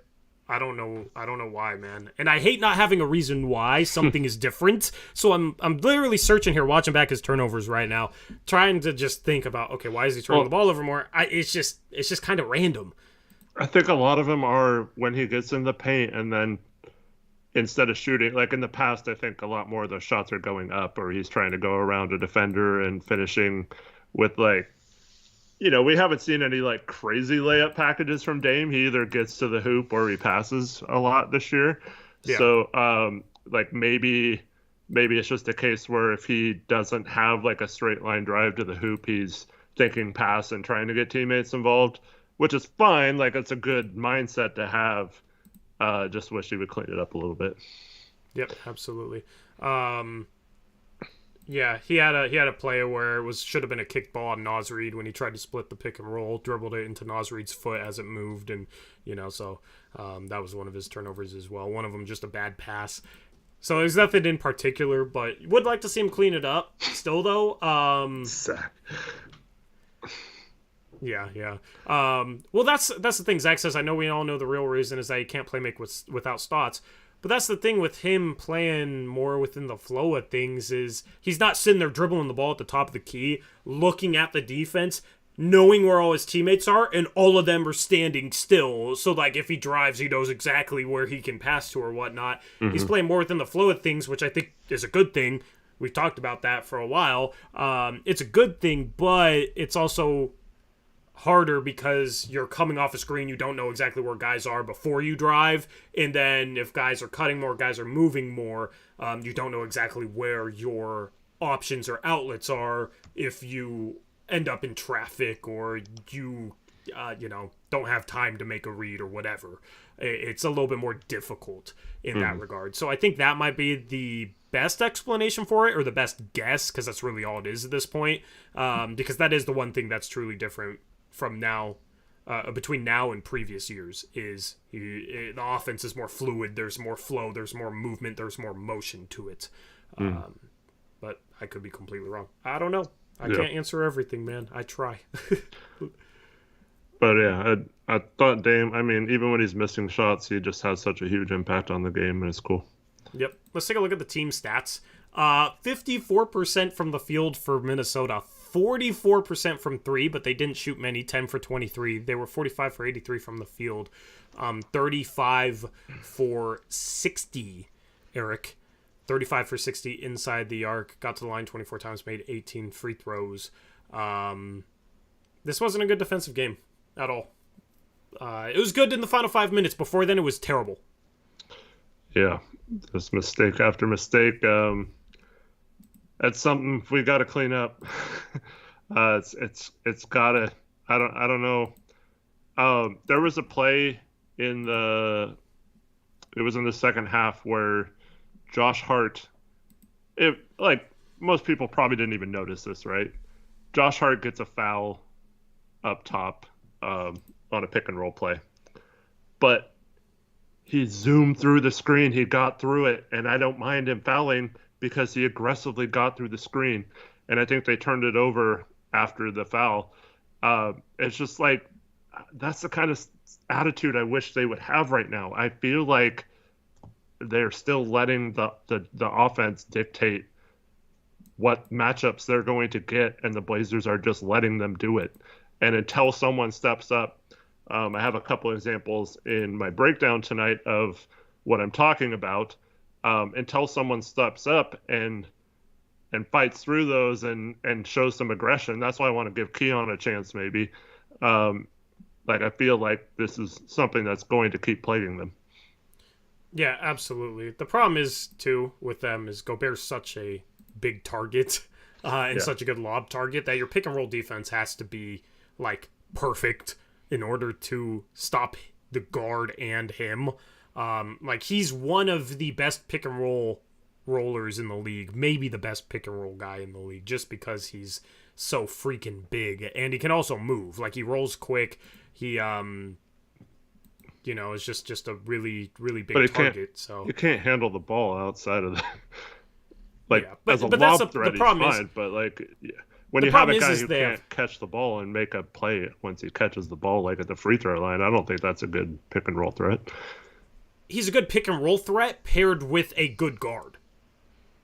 Because you have to normally send help to that guard, right? Like, even guys that are good getting through screens, if you're playing against Anthony Edwards or D'Angelo Russell, who was good tonight, like, you're probably going to need a little bit of help. You can't really run drop against them. Normally, the big man has to help out a little bit. Anthony Edwards and Gobert don't really have chemistry, but D'Lo and Gobert do. D'Lo is more of a point guard than Anthony Edwards is, obviously a better passer. And then they also run things out of pick and roll, where if the big comes up and shows, they had an alley-oop there in the second quarter that stood out to me, where they came off I think it was Anthony Edwards came off a Gobert pick and roll, skipped it to the wing very quickly. It was Kyle Anderson, and then he threw the lob to Gobert because Nurkic came up and played at the point of attack. So on that play, one pass away, you got to deny so that they don't get that outlet and change the angle. But yeah, they look for him. He's a really good pick and roll big man as just a target, I think. If you trap, you don't give it to him around the free throw line, right? Like Nurkic, if you trap Dame, you can give it to Nurkic or like a Trent and Watford around the free throw line and they can make a play. If you trap a guard running a Gobert pick and roll, you skip it to the wing if you can, and then he throws it down to Gobert, who at that point is around the rim. Mm. So that's the thing, and that's where Minnesota, I think, has kind of struggled this year. Is they haven't done a good job of doing the little things, changing angles, just executing. We saw it there at the end of this game, 8 points in 5 minutes. Just seemed all out of sorts, and that's kind of how they've been all season long. That's why they haven't been better. I thought they were going to be better offensively than this, but Gobert's really good pick and roll big man, and that's the problem. Is our pick and roll defense hasn't been good this year, and he's one of the guys that can exploit it. And then they have two guards that played great today, hit some tough shots, I might add. Anthony Edwards and D'Angelo Russell hit some tough shots. Both those guys played great. That combination, I think, is kind of the type of thing that Portland struggles with and probably will continue to struggle with until GP2 is back, or they go out and find a better on-ball defender on the trade market. Mm-hmm. But I don't know. How much credit do you give them for hitting shots? Because I thought D'Lo and Anthony Edwards were great tonight. I mean, they hit some shots. There was a few possessions where we had a hand in their face and they just made tough shots, but I don't know. I just think our rotations and our lack of ability to get through screens is just I feel like that just leads into these other teams getting hot. Oh, for sure. But D'Angelo Russell hasn't been good this year. He's shot what? Oh, he's been awesome the last couple weeks. But on the season he's shooting what, like 33% from three, if I recall correctly. Maybe he got that up, but both he and Anthony Edwards haven't been super efficient from three. Yeah, going into this game, okay, he got it up to 35%. So D'Angelo Russell's on a hot tear, but he was 4 for 5 from three today. And there was a couple threes where we were there with a hand up in his face and he knocked him down. So, I'm going back watching through some plays right now, but some of it was bad pick and roll defense. First three he made in this game, Eric, I'm watching it right now. Justice Winslow's on him, and Justice Winslow just doesn't try and fight through the pick, and he has a wide open three because the big is dropping. So you have nobody there to deal with the screen because Justice Winslow didn't fight through the pick, and the big isn't there to help because he's running drop. So, who do you think were the biggest problems defensively in this game? Can I say everyone that played? I mean, outside I of would maybe say this was everyone. I like. Dame was okay. Was there anybody that really stood out to you defensively, or is it just the whole team sucks? That stood out to me as bad. Yes. Grant, Sharpe, Hart wasn't great on defense tonight. Ant wasn't great. Watford, outside of that one play you were mentioning earlier, wasn't great. Winslow was terrible. I don't know. That's why. Yeah, pretty much everyone I could think of was bad. Yeah, I was just wondering for the worst. I mean, they all it's tough because they all make the same freaking mistakes. So it's one after another. So they put someone else in, even if they move someone else to that position, that same person makes the mistake. And yeah. Well, let me just say this: Justice Winslow got to be better defensively than he has been. He's not anywhere near good enough offensively to not be a good defensive player. He's been brutal since the start of the season. Start of the season, he was fine. I don't know what happened to him, Eric. He frustrated me defensively. It's a little easier to stomach if you got a guy that can knock down shots, do things offensively to make up for it. It's tough for me watching Justice Winslow play right now. Finishes in 23 minutes, 4 points, 2 for 6 from the field, missed his only 3 assists with 3 turnovers, 6 boards, had a couple of steals, but he wasn't fighting through screens today. I thought there was numerous plays he was out of position.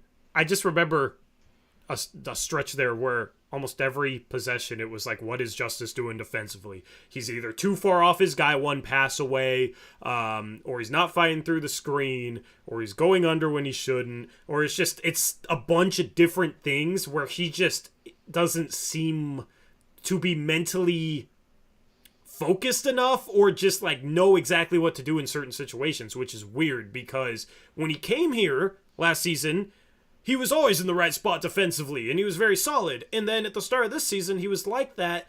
And now all of a sudden, he's just making so many random mistakes, and it's not the same mistakes. I don't know what's going on. See, this all leads back to their mentality and their style to me. It's that, passive, like, oh, the switch, not really try to fight through screens and stuff like that. Like kind of show, but only like half do it, never really fully trap. Like that goes against everything Chauncey was saying about how we have to scrap and we have to be that tough team that no one wants to play. You know what I mean?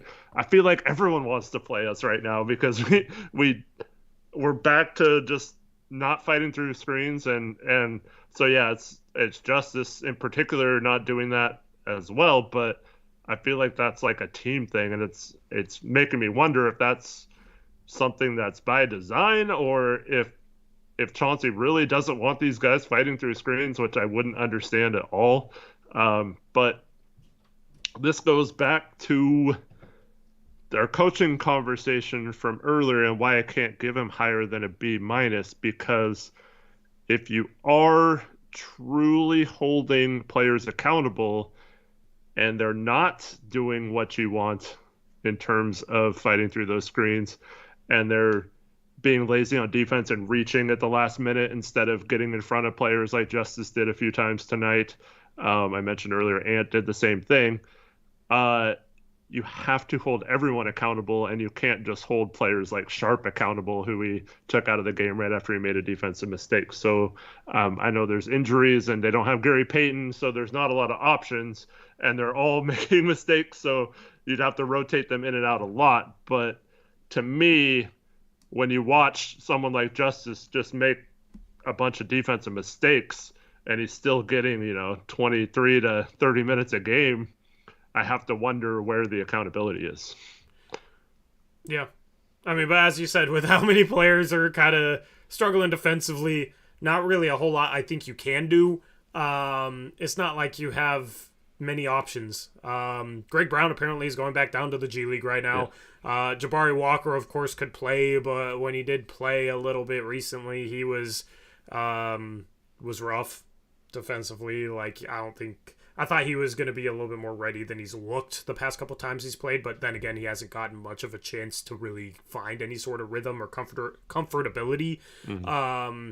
Well, Keon's back now. We didn't see him at all tonight. Yeah. And he played 29 seconds last game. You gotta turn to Keon a little bit more defensively, I think. But yeah, Justice is rough. I don't think it's a situation where you want guys subbed in, subbed out, subbed in, subbed out constantly, but gotta hold not just the rookie accountable and the big man accountable. You gotta hold guys that are supposed to be your good defensive players and are playing because they're supposed to be good defenders. You know what I mean? Like Justice Winslow, if he wasn't viewed as a good defender, I don't think this team would want him. But this team views him as a good defender. So when he's making mistakes, like it gotta be something.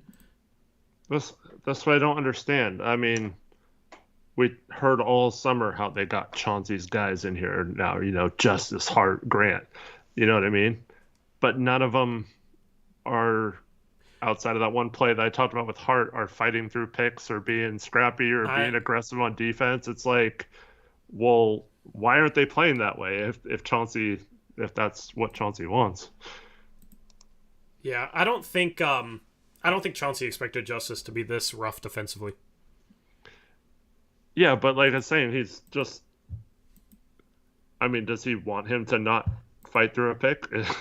Or like, I'd love to hear if that's... But it's something that's by design. It's like more than that.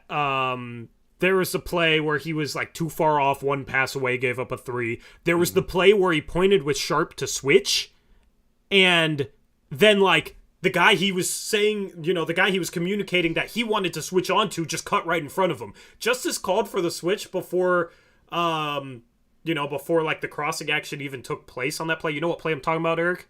It was the D'Lo layup where he cut right down the middle of the lane. Justice called for the switch and then wasn't ready to switch. Just let the guy cut right in front of him. And then fouled him. Or I believe it was Justice that fouled him as well for an and one, which the Blazers gave up a ton of them. So it's just stuff like that. It's just mental errors. And he's making too many mental errors right now.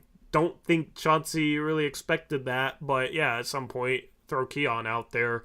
I'm hoping at some point it's like, okay, well, Justice isn't getting the job done. We need a guy that can. And they look on the trade market once we, get into January, February, and that's their solution. Because I think that's what it's going to have to be. Yeah. For him defensively.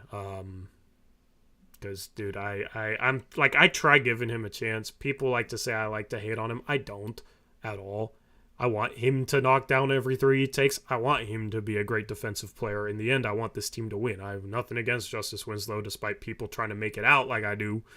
But it's, dude, I'm getting frustrated watching him play right now. Like, more so than maybe anybody else on the team. And I've always gotten frustrated at the quote-unquote good defensive players that are maybe overrated defensively that also can't shoot, but, they can make plays. Like, I don't know if you remember how I was when we had Evan Turner, Eric. But, I was never an Evan Turner fan either. So. Well, he at least got in people's face on defense. And yeah, exactly. Yeah, and I don't know. Just that archetype of player I've never been too fond of. Who else do you want to talk about before we get into other stuff? No, Nas is not done for the season. It's been a week or two, and he was out for 6 weeks. Who else? We haven't talked about Jeremy Grant at all. Let's talk about him for a second. 17 points, 2 assists, 7 rebounds, 7 Eric. rebounds. He had one in traffic. He ripped one down, yeah. It was awesome. Yeah. Played 39 minutes tonight, though. Yeah, 39 minutes. Like, his numbers look pretty good. Yeah. I feel like there was large portions of this game where we didn't really use him on offense. But there was one play where he got forgot if it was Nurk or not, but he got the ball around the elbow, which is like the corner of the free throw line, and got a screen and got a wide open 15-foot shot. And I thought that was something that maybe they could look at doing instead of like posting him up, 15 feet away from the basket, is maybe doing a lower pick and roll with him and the big. Because then if, the help comes, then Nurk or whoever the big is would have a guy sealed going towards the basket.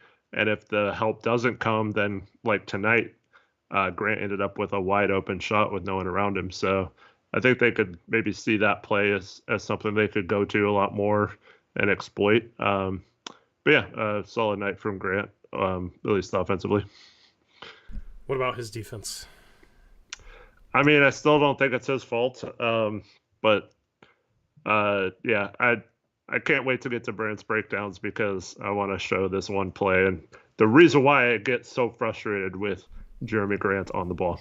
Yeah, I will say there's a couple of screens I thought he got through well. Like, there's a couple of moments on the ball where I thought he was good. But obviously, it's just, on average, what does he provide you in that situation compared to other situations? If you're putting him up against a guard, you expect him to have multiple really good defensive possessions in that situation every game, and he doesn't. So, he'll have a couple of moments here and there, but it's not enough. Let's talk about Watford, though, because I thought defensively he had some good moments there in the second half, just sliding his feet, staying in front of Austin Rivers, the block on Kyle Anderson. Didn't force a whole lot offensively. Like, he just came in and was just kind of solid all around. Didn't really... I don't remember him having a bad defensive play, Offensively, didn't really do a whole lot, but just kind of came in and provided some valuable minutes, 12 valuable minutes, got Jeremy Grant a rest a little bit, played, I think, a little bit at center. I don't know how much Nurkic. He played a couple minutes at the end of a quarter, at the end of the second quarter, I think. Yeah, but, that's the thing. And with him, you just want him to come in and be serviceable and help get your starters a rest. So what'd you think of Watford? Yeah, he was fine. Had that nice drive and finish over Gobert. Like the aggression there and the ability to finish around the basket. But yeah, I don't know. I mean, he's fine in spot minutes. And I don't know. I think tonight they did a better job of not playing him. I think they did for a few minutes, but that Watford, Winslow, Eubanks lineup still bugs me. Yeah. But that's not his fault again. But I think tonight they had Hart in there at one point, so it wasn't quite as bad. Yeah, well, speaking of Hart, let's toss his stats up here. 11 points, 8 rebounds, 4 assists. Made 3 threes, Eric. 3 for 3 from 3 for Josh Hart. Yeah, he's felt like the 3-point shots he took, he wasn't hesitating. Really good. Loved it. I'm more concerned about his finishing than anything right now. But yeah. I'm not concerned about his finishing. Like, he missed a couple of layups, but I feel like he's had enough. Like, he's been a really good finisher for so many years. I trust him to figure that out. But it has been a season-long thing. Yeah. In comparison to previous years, at least. Yeah. He had that layup he knew he should have made off that Euro step that he loves. Yeah. That little, like, the timing on that Euro step's a little different than most Euro steps you see. But, yeah, it'd be nice for him to finish a little bit better. I agree. Overall, he was fine tonight. Defensively, I thought he had multiple bad possessions, but then again, I'm not entirely sure he's 100%. Man, I'm glad he's okay after that. That was a scary fall he took towards the end there. Dude, but like, yeah, that was scary, but also I love how freaking hard he went after that ball to try and save it. And I think he fell because he tried keeping his foot in so that he could throw it back. Like, that's why he went down so awkwardly, is he was trying to stay inbounds. Yeah, he played hard tonight, man. Never an energy issue with him. Even if he's hurt, he's going to come out, he's going to play hard. Wish could say that about more guys on this team. Anyway.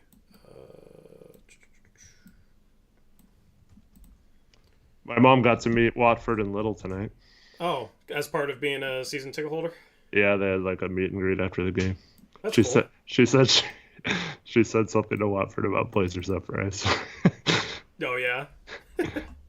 We'll welcome him on here. Yeah, I liked Watford coming out of college too. I've been a Watford fan. So yeah, just I don't know. There's probably a stream where I criticized him somewhat harshly, so hopefully he doesn't watch that. That's all I'm gonna say. But yeah, always been a Watford fan since his LSU days, Eric. Yeah. That was. What did he say back to that though? Is my question. I don't know. My mom's just in chat, so I can't talk to her right now. Well, I'm asking her. Then, what did he say? Yeah, as the biggest Nurk apologist, we should definitely have Nurk on. Oh, I know. Nurk is a guy I feel like we could talk hoops with too. He's been one of the more vocal guys in terms of criticizing style of play in the past, and Nurk would be a fun interview as well. You want to do breakdowns or scores first? Don't matter. You choose. Putting you on the spot. Trevin can choose. Trevin can choose? Actually, can I just do this again? Do something real quick. What do you need? Because I have to do this every stream. Yeah. Let's just do it again. Gary Payton II. Okay. Guys, I'm starting to get really annoyed on Twitter. I mean, yeah, you have to say it every stream, but also some people, haven't just been in I understand. when you've talked about it. People don't watch the whole stream. People don't I'm not saying that. It's just like every time there's an update, everyone's freaking out and all this stuff. It's just crazy. Like, no one knows when he's going to be back. He's still having soreness from the surgery. It's a thing that's not something like a bone, like a broken leg that takes X amount of days to heal. Every single person is different. They can't set a date. They would just be making it up if they were like, we hope to have him play by this date. It's just that would just be a complete guess. And they're trying to buy as much time as possible to see if the soreness goes away and he feels comfortable playing as he starts ramping it up a little bit. And if it's still a problem, they're going to make the decision for him to just play and see if he can play through it, and maybe it gets better. There is some risk of him possibly, having to have the surgery again if it doesn't work out that way. So let me ask you guys this. Would you rather him sit out in December when we're early in the season, or would you rather have him play now when he might not be 100% and risk him possibly being out for the season and not having him for the playoffs or whatever? Like, what would you rather do? As I'm covered by a big picture of Tori.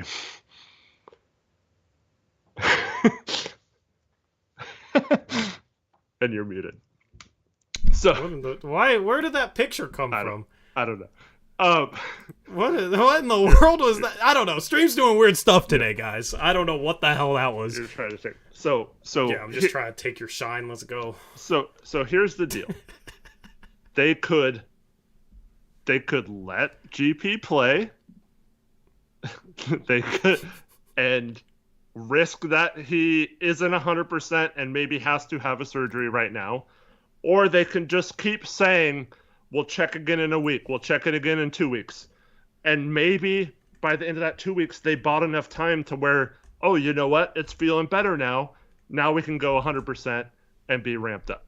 I'd much rather them keep it slow. Not once have they said he will be back by this date. The only thing that happened was at that Spurs game, there was a report from Chris Haynes or whatever that said at the earliest it would be that date. So they didn't even know at the time. It wasn't like a set thing or anything like that.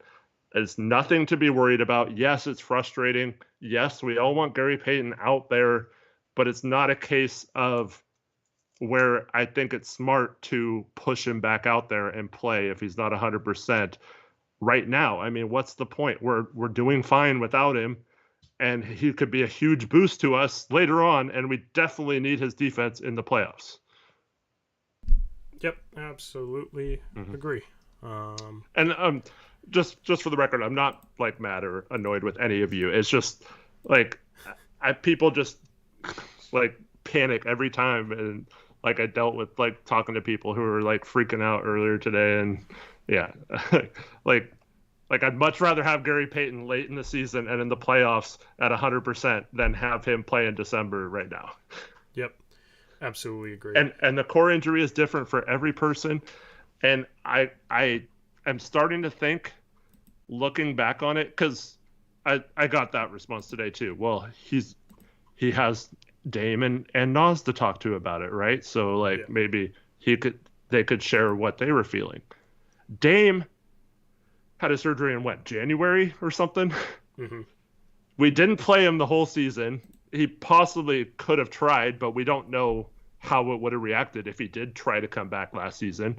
And then he had the whole off season. So he had his surgery like 6 months before Gary Payton did. So we don't know if we would have tried to have him back by a certain date or needed him by the playoffs if he would have been able to play. And then second of all, with Nasir Little, I'm starting to think that maybe they're being more cautious with Gary because they saw how Nas just didn't look 100%. He didn't look right at the beginning of the season. And maybe now that he's hurt again, they wish they maybe gave him a little bit more time and took it a little bit more cautiously with his development too. So they might be learning from those two experiences. Dame had plenty more time than Gary Payton has gotten. And Nasir might be a case of we should have been more cautious. So maybe that's why they're being cautious with Gary, and not in lieu of, oh, they were back in this amount of time, Gary should be back by now, right? Yeah, imagine learning from the past. That'd be awesome. I hope this, I went on a whole rant in the past about you don't play players with sore Achilles or sore, that was the whole Rodney Hood thing. Mm-hmm. And you got to learn. Especially with core injuries, which there isn't a whole lot of history in regards to players having these surgeries. It's not like an ACL tear where you've had so many players tear their ACL. You kind of know what the general recovery is like, soreness, that whole process. So if they're being diligent, that's not a bad thing. We should just relax and let them be diligent. You know what I mean? I think a lot of fans are a little frustrated with kind of the lack of communication from the team. We didn't know this was a thing until recently. September, I think. Yeah. When he had the surgery in July. And I think that's where a lot of the frustration comes from, is the fact that they hit it for almost 2 months. Yeah. And they made it seem like, they didn't want their signing to be questioned if he's having surgery right after. And so I get the frustration with that. But I'd much rather them make sure Gary's okay than force him back out on the court. And I think it's a case where if they left it up to Gary, he'd play. So I don't think it's like him like not wanting to play or anything like that. I definitely don't think that's the case. But if you Dame might not have had the surgery, even with how bad he struggled last year, if you left it up to his decision 100% too, right?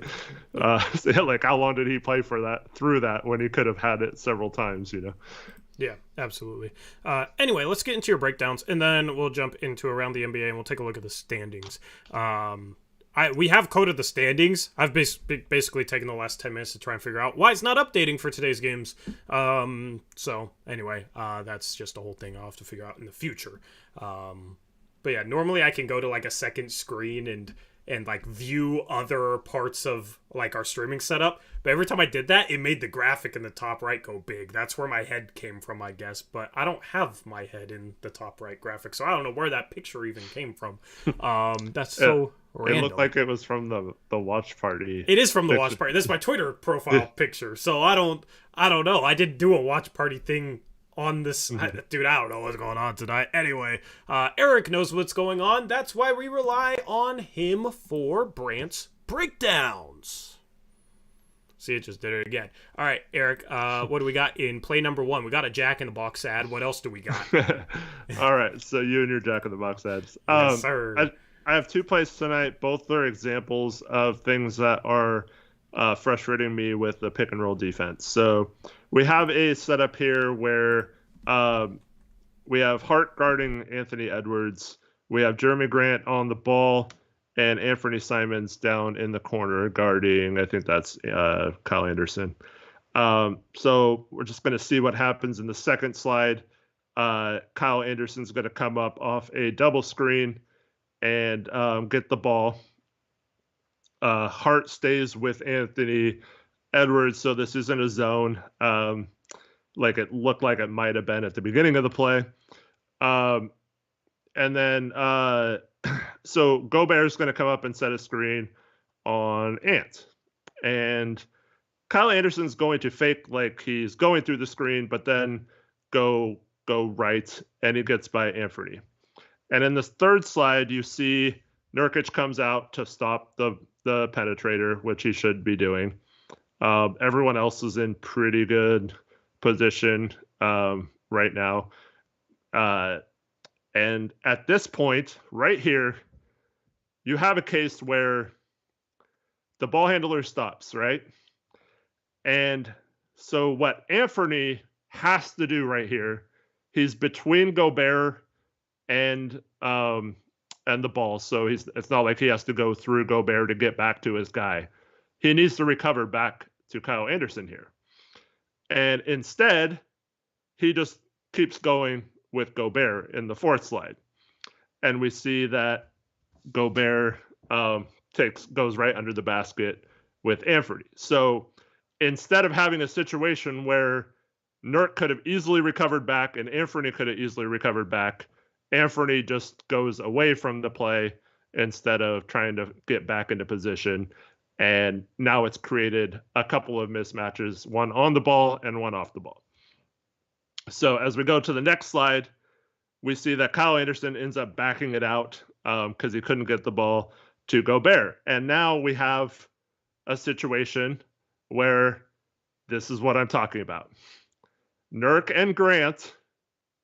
Oh, you're back to the beginning. Nurk and Grant are now our top perimeter defenders, and our interior defense is Hart, Simons, and Dame, right? Yeah. And this is, to me, this is just silly. Like all they would have to do is switch back at that point. But even so, this happens way too often where we have our three smallest players in the paint guarding their biggest players, and we have our two biggest players up top guarding the perimeter. And so what Kyle Anderson's just going to take a step in. Gobert's Anfernee and Dame get confused on who's guarding McDaniels here and who's supposed to be guarding Gobert, and he just sneaks behind them, and Kyle Anderson lobs it up to him for a lay-in. It's just like, I don't know. This kind of defense is just, I mean, I don't know how you are a good defensive team if this is constantly happening to your defense. Yep. And this is a great example of it not being Nurkic's fault that Gobert scores.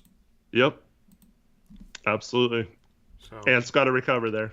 But yeah, part of the problem is normally you're going to have your forwards in the corners and your guards up top. When you have Grant on a guard, he's already going to be up top. So in this sort of situation, like you might have had the lob to Gobert, Dame's not going to break that up. Grant might be able to. Or Grant could switch off and point Ant to the corner, but that, of course, is risky. Yeah. But yeah, this all starts with Ant has to run in front of Kyle Anderson and let Nurkic get back to Gobert, but he doesn't, so Nurkic has to stay on the ball because you gotta guard the ball. So you know that's Nurkic covering for other guys. We talk about it all the time. This is the type of stuff we're talking about. Yep. All right, and then play number 2. And then this, I mean, wait, let me get it. I'm just gonna tell you guys right now, I don't want to get annoyed because we won the game, and I'm happy we won the game. So this isn't supposed to be like negative or whatever, but I want to illustrate this is the perfect example of why our defense sucks and why it will never be good if we continue to have Grant guarding a perimeter player. So here's a situation where Hart was actually guarding Russell at the beginning of this play. Grant is guarding Anthony Edwards, but Anthony Edwards is going to set a screen and they're going to get the switch, right? So in the second slide, you see Anthony Edwards goes through, Hart goes with him, and now Grant is on D-Lo like he was most of this game. Okay, so now we have pick and roll situation, right? So Gobert's going to come set a screen on Grant. And look what Grant does here. Instead of fighting through, he's above the 3-point line in the second slide. In the third slide, he's taken 3 steps below the 3-point line and left Nurk on an island. Okay? So didn't try to fight through, didn't do anything, whatever. Maybe it's an auto switch. Okay, fine. But here is where I get really pissed off, okay? Next slide, Tori. Look how far Grant is now away from the play. He is all the way below the free throw line, okay? And Gobert is going to reset a screen on D'Angelo Russell, okay? So if Grant is up or tried to fight through this pick, when Gobert, for no reason, he has the mismatch, he should just vacate and let D'Angelo Russell drive on Nurkic, right? But for some reason, he sets a screen. All Grant would have to do right here is jump that, go forward 5 steps, and you're right back on D'Angelo Russell. They've gained no advantage. you're on the guy you're supposed to guard. Nurk is back rolling with Gobert. But no, he just stands there in the paint and then waits for Gobert to roll, leaving Nurk on an island with the guard. And now this is somehow going to be Nurk's fault, right? But so like D'Angelo Russell drives right at Nurk and then steps back. Nurk does all he can to contest it, and D'Angelo Russell hits a 16-foot jumper. Yeah, I don't understand. This is my problem with the lazy defense that Portland plays. This is not scrappy. This is not aggressive. This is not tough. This is just weak defense. And until that player that's guarding D'Angelo Russell in this situation has more of a mindset that I am not going to get screened first of all, and then when I do, I'm going to jump back in and get back into position anyway. Until we start developing that mindset, we're going to continue to have these flaws. Yeah. Well, yeah. And this definitely looks like an auto switch to me. I think Grant's whole mindset was like, okay, I'm being screened, I'm switching. Now I'm guarding Gobert. I don't have to play him outside the paint. And he backed up to the paint, which, but I could almost guarantee you that was the mindset there from him. Yep, but if you switch and you have the ability to switch back, there were many times too off ball in this game where like Anfernee or someone was on Gobert and like Grant or someone was there, Watford could have switched on to Gobert and had their guy run out to the corner guy, and they just didn't. It's really weird. I don't understand like whether this is scheme or just players not executing. Yeah. I mean, I don't know how this level of bad defense is happening when we should have some more urgency to play better. Yeah, I mean, this is just the problem with switching too, because I bet you Grant was worried about Gobert face cutting him here and getting good position down low and just being able to dunk. So when has Grant ever been worried about that though? Like he doesn't seem like he would worry about about what? I mean, he hasn't been much of a rim protector all season. I don't know. Like he hasn't rolled with the yeah, but like Gobert was killing us off rolls all game long. Like I'm not excusing it. I'm just explaining the thought process. And this is why it's difficult to switch, is because when you switch a smaller guy onto somebody like a Rudy Gobert, they have to worry so much about him rolling, but not just rolling, but rolling to a spot where they can just dump the ball into him and Gobert can just turn around and finish right over Jeremy Grant. Like, Jeremy Grant's long and lengthy, but he ain't lengthy enough to deal with Rudy Gobert. That's kind of the problem. So, when you worry so much about that, like... But he is quick enough to run with him if he rolls. Yeah, but, I mean, it's not even necessarily quick enough. Like, Gobert just puts a shoulder into his chest and pins him. I don't know. Like, that's the thing, is you have to worry about that as a smaller player with the role guy here. That's just why I don't like switching.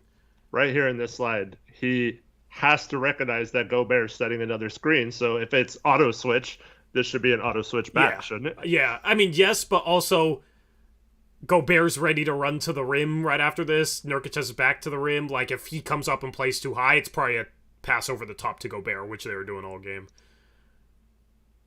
So, that's just the problem with switching, in my opinion, with a guy like Rudy Gobert, is he's such a role threat that guys will, like guys like Grant, if he gets switched onto him, they're going to worry about the role. They're just going to back up.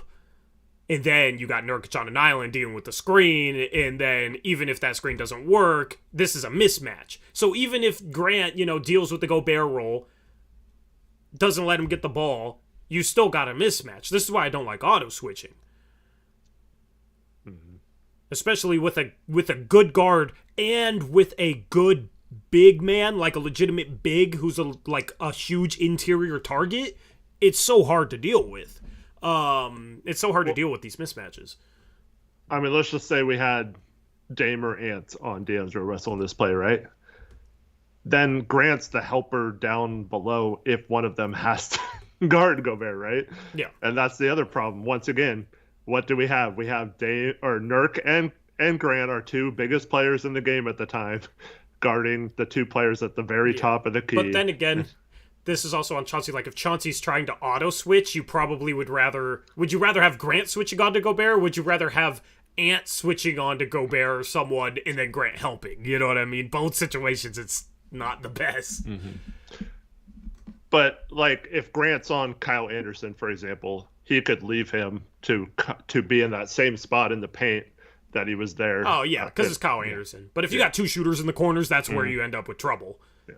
Because they'll fake the pass to the big man, Eric. If the big man gets that roll, they'll fake the pass to the big man, draw that guard in from the corner, then swing it to the corner if that's a shooter, and that's an open three. That's what a good guard would do. Yeah, but they didn't do that much this game. So no, I know. My whole point is that doing this is easy to exploit. It's not just this game. I'm not even talking about this game. I'm talking about in general. When you have this type of pick and roll combo, if it's like Harden and Embiid, this applies the same way, even more so. But like Jokic and Jamal Murray, right? Like you have a legitimate big and a legitimate guard. You end up in two mismatches. It's hard to deal with that mismatch and deal with the pick and roll in general. And then also, if you end up overhelping to help compensate for that, if you got shooters in the corners, they'll just swing a corner and make you pay. That's today's NBA. So that's the problem with switching. That's why I don't like switching as much as the Blazers do.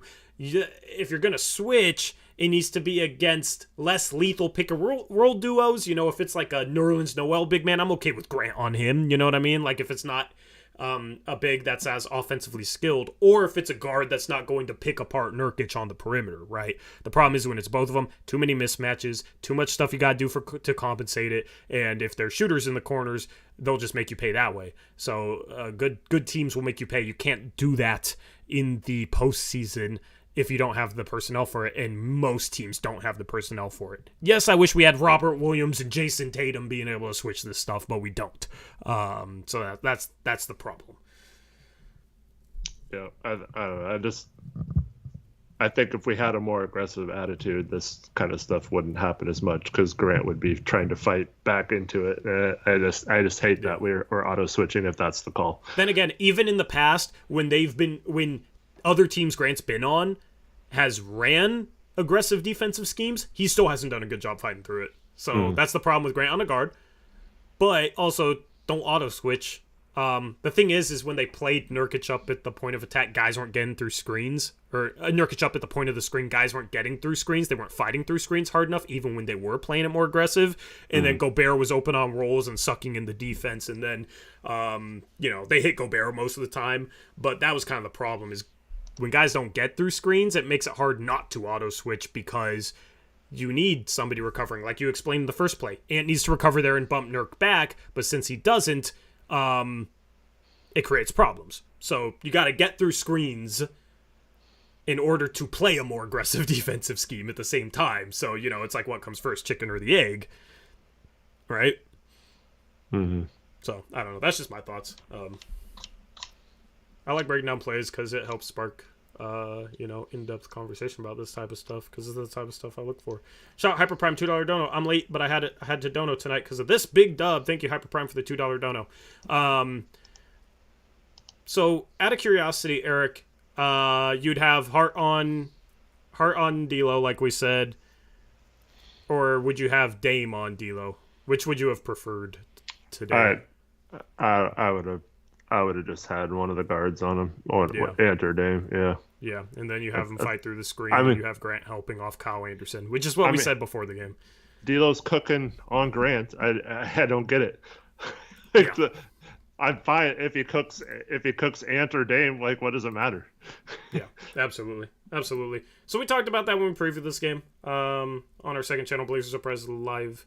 We had a stream. You can catch our streams on Blazers Uprise Live Mondays and Thursdays, 3:30 p.m. Link in description box below. Anyway, good breakdowns. Let's jump into around the NBA. Let me hide the standings real quick. We'll look at the scores. We had a ton of action today, Eric. And not a ton. 8 games, though. Pretty good. You want to start off with the first one, or you want me to? Yeah, what's the first one you got? The San Antonio? The rematch of the finals from a decade ago. And San Antonio beats the Heat. So now I see some Blazer fans talking about Jimmy Butler, Eric. Jimmy Butler this, Jimmy Butler that, because the Heat are struggling. Yeah, unfortunately, I mean, without trading Ant, it's pretty much impossible to get a max contract player this year. Maybe in the off season, but yeah. So I would kind of say that that's going to be pretty hard to do. And I don't see the Heat aren't a team that would just rebuild and trade their players for picks and stuff like that because they get good players no matter where they draft and or other ways outside the draft. And I think they'd be looking for stars if they traded them. So I think they would want Ant in any trade either for Bam or Jimmy Butler. So I think that's a non-starter. But yeah, bad loss for the Heat. The Spurs, they're so weird. They play like crap or they start off the season well, then they look like they went into full tank mode, and now last few games they've been playing better again and been a lot more competitive. But yeah, 21 in this game from Keldon Johnson.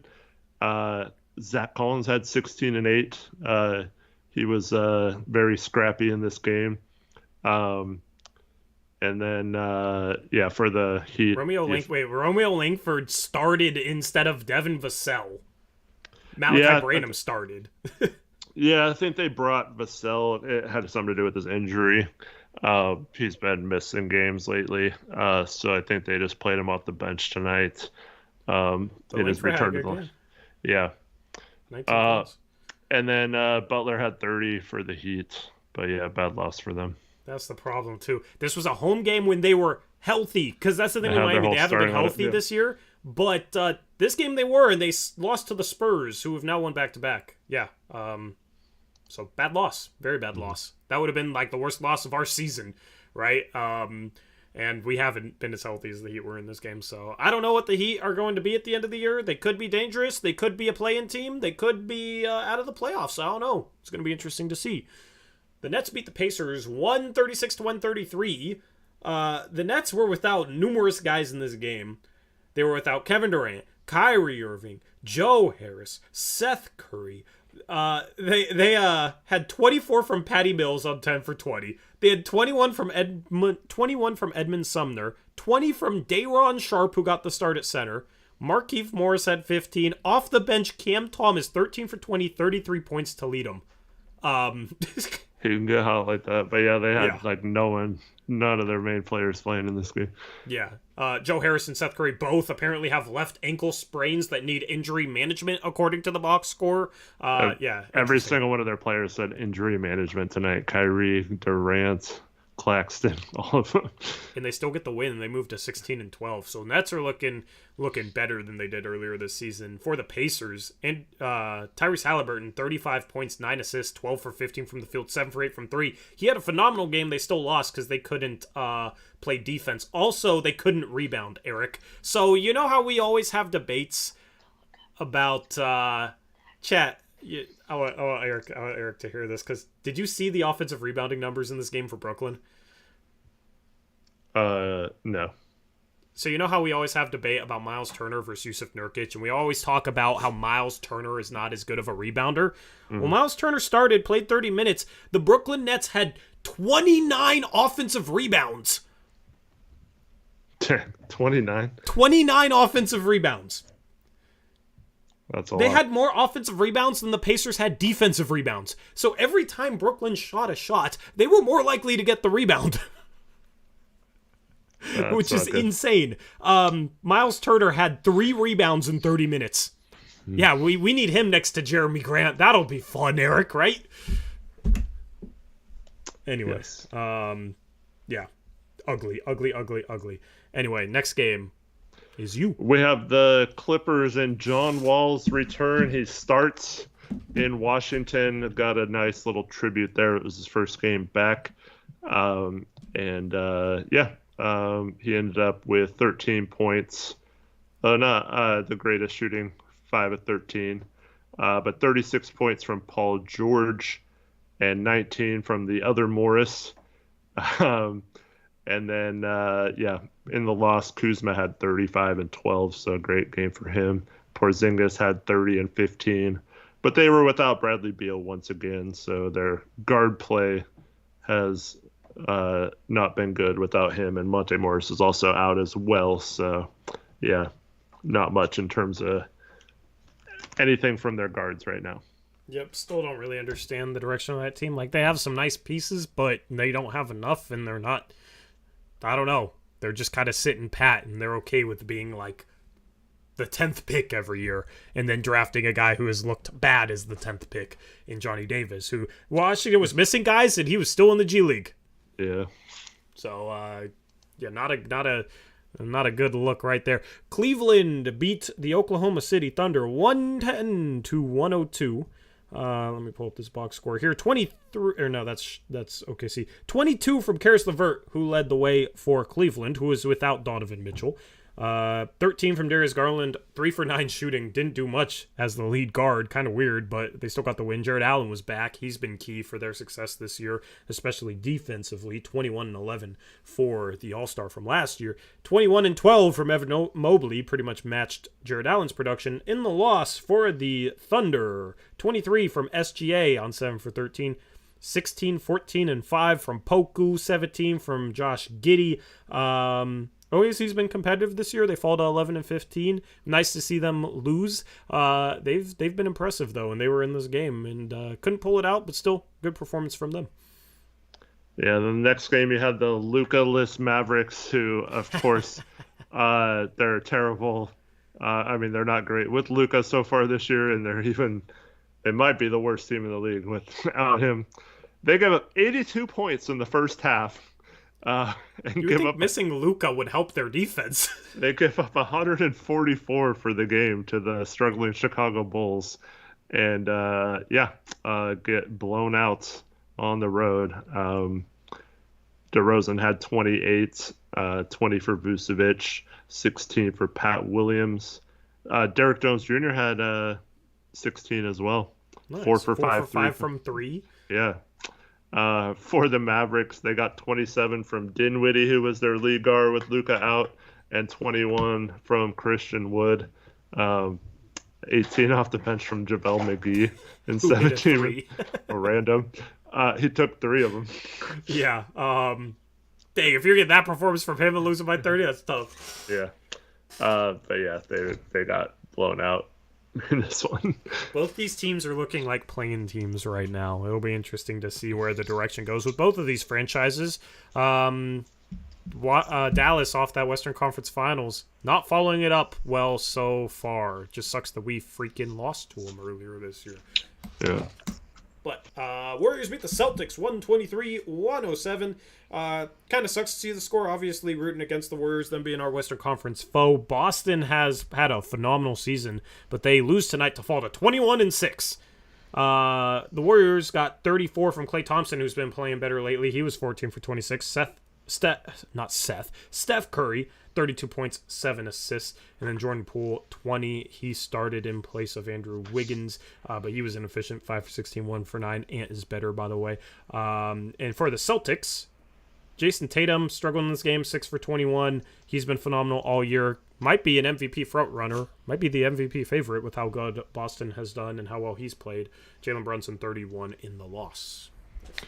Yep, and then we have the Nuggets heading back home. They beat the Utah Jazz tonight. The Jazz are only a game over 500 now, 15-14. They had 27 from Nickeil Alexander-Walker, though. Maybe we should have kept him. Because he's been good this year. Yeah. I think Markkanen didn't play, though. He was out tonight. But Jamal Murray had 30 points on 13 of 19 shooting. Unfortunately, I think maybe he might have gotten his confidence back after that game winner against us. And then the story of this game was, of course, Jokic, who had 31 points, 14 assists, and 12 rebounds, and 4 blocks. Yep. Don't want to see Jamal Murray putting up games like that, because that's going to be a problem for the rest of the Western Conference. Speaking of the Western Conference, Eric, let's take a look at the standings. This is what I got for now, because my fancy graphics weren't updating. But you got New Orleans number 1. Phoenix was number 1. They've fallen to number 4 at 16-10. The Blazers are at number 6. not in play-in territory anymore. Only a game beneath Sacramento. We're only 3.5 games back out of first. Only 2 games out of home court advantage. Yeah, crazy. And also a game ahead of 11th. Yeah, that's also crazy. So yeah, it would have been 11th if we lost today. Lose Monday, and we're right back to... We'd be tied with the Timberwolves again, right? Yeah, this is so jam-packed, man. I mean, even LA down there at 13, it's not like the record is that bad for a 13th seed. They're 10 and 15. Do you see this being this close for the rest of the year? Do you think some teams will begin to separate? What's kind of your read on this crazy West so far this season? Yeah, I mean, I think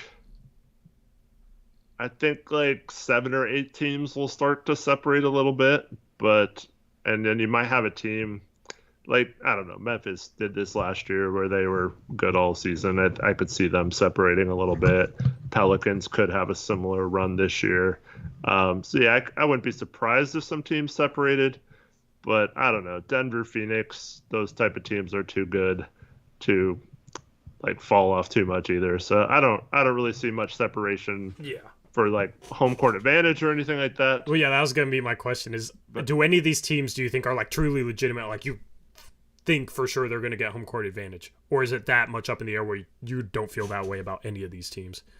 Yeah, I don't know. I feel pretty good about Denver. I felt good about them all year. They were lucky to beat us, I guess, the other night, but Phoenix has struggled lately, so I can't really guarantee that they'd be a home court team. Like I said, Memphis is pretty much at this point the most dependable team. Like, no matter if they have injuries or whatever, they always play hard. They've got a good defense and a good offense. I think they're one of the few teams that has top 10 in both, at least in the Western Conference. And so, yeah, I really like them to stay that just because of how well they're coached as well. Yeah, and haven't proved it last year. I'm going to look up NBA strength of schedule and just kind of compare some of the teams in the West, because with how close it is, strength of schedule, I think kind of might make a little bit of a difference here in terms of seedings. What source do I want? Let's do that. So Portland's had the 4th hardest schedule. The 1st hardest schedule out of all Western Conference teams. Detroit, Chicago, and Boston have had harder schedules, which makes Boston that much more impressive with what they've done so far this year. But, yeah, and then the team in 5th is Miami. So Portland's had a tough schedule. Dallas has had a tough schedule. As far as teams with easy schedules so far, it's been the Clippers. Denver's had a relatively easy schedule. Memphis and Minnesota has had the easiest schedule in the league, according to TeamRankings.com. NBA strength of schedule. So Minnesota, easiest schedule in the league so far, and haven't been able to take advantage of it. So, I like that Portland supposedly has more of these easy games coming up. It's, never an easy game, truly. They're all NBA teams, but I'd rather have some softer opponents coming up than the schedule that Minnesota probably has the rest of the season. Mm-hmm. Anyway, our next game is Minnesota. I don't have a graphic for this, but Minnesota up next, 2nd game in a row. What was your favorite saying, Eric? It's hard to beat the same team twice in a row. Well, let's do it. Yeah. Let's do it. And then that San Antonio game on the 14th, is that at home or on the road? I think it's a road game because we play San Antonio on Wednesday, and then I think we have a back-to-back against Houston and Dallas. We have a back-to-back Friday, Saturday. I forgot who we play though. I think Houston's one of them. I had the graphic wrong. San Antonio and Houston? Yeah, I had the graphic wrong in the Discord. I had it as a home game. So it's actually a 6-game road trip coming up after this 4-game homestand. I keep saying, I've said 5-game homestand for a while. It's actually only a 4-game homestand. So final game at home, got to take care of business. Would be nice to go 3-1 on this homestand. Then a 6-game road trip. San Antonio, who's won 2 in a row. Dallas, who's struggled this year. What's the deal with Luka? Do you think he'll be back by then? That's 5 days from now? I think he was just out for tonight. Yeah, I think he'll be back. Yeah. So we'll try and get revenge in Dallas. We've already played the Mavericks in Dallas, of course. Tough late game loss to Spencer Dinwiddie's hot shooting. But yeah, Minnesota, San Antonio, Dallas, Houston, Oklahoma City twice in a row, and then finish off the road trip against Denver for the third time this season. But the next 6 games, Eric, Minnesota, San Antonio, Dallas, Houston, and OKC twice. got to do good the next 6 games. This is where that easy schedule starts to kick in. Now, a lot of these games are on the road, but if you take care of business the next 6 games or so, 4-2, 5-1, you could be talking about this team having home court advantage at the end of this, being a 3 seed or a 4 seed. These are the games they got to take care of. OKC's been tough this season. San Antonio's won a couple games. That game will be on the road. Dallas, of course, with Luka. Minnesota almost beat us tonight. This could certainly be, 3-3, maybe even 2-4 if things don't go well. But this is the first stretch this season where it's like, okay, we got to win a lot of these games because we should win a lot of these games. I haven't felt like that about any stretch before this, but that's how I feel going into the next 6. Yeah, and then we have we come home for 1 game against the Hornets, and then we go back on the road after 3 days off to finish out the 2022 year of our schedule at Golden State. And then in January, I think it's 11 home games and only 4 road games. So we will have played over half our road games by the end of December. So it'll be nice the rest of the way to not be very road heavy. Yep, absolutely. And that one home game against Charlotte, we'll be home for like a week because it's like 1 game in 6 days or something like Christmas that. and stuff, yeah. Over Christmas, yeah. I'm sure the players will enjoy that, be able to be well rested. That'll be nice. But yeah, that first game in January, we'll have a watch party for that. I'll have more information on that coming up soon as far as tickets. Channel members, I plan on giving a discount to. Just got to sort out the whole process for that. And January 2nd, North Portland. Mark that on your calendars if you want to show up, watch a game with us, and then we're going to be streaming from the venue as well. You can watch us live talk about the Portland Trailblazers instead of watching us on your TV or computer or whatever you watch us on. Phone, I don't know, toaster. I don't know what you watch us on. Anyway. We do not have a home game for Christmas. They'll just be at home for Christmas. The game is the next night. Yeah. We didn't get nationally televised games at all this year, or definitely not a Christmas game. So I wish we got more nationally televised games. It'd be fun. I always enjoy those. I think we got disrespected too much with the schedule making. But you know what? Nationally televised games in June is what matters. Anyway, any final words for this post-game stream, Eric? Thank you to everyone for watching. Hope you have a good night. And we'll have 2 streams on Monday, both before the game and after. Hope to see you all there. Yeah, that one before the game will be on our second channel. Link in the description box below. If you want to follow us on Twitter, our Twitters are in the description box below. If you want to join our Discord, that's in the description box below. Hit subscribe if you haven't already. Leave a like. It does help out the channel. And we're out of here. The Blazers get the win tonight over the Minnesota Timberwolves, 124-118. 14-12. Needed this victory. We'll try and do it again against the Timberwolves again on Monday. Until then, as always, peace out. Go Blazers.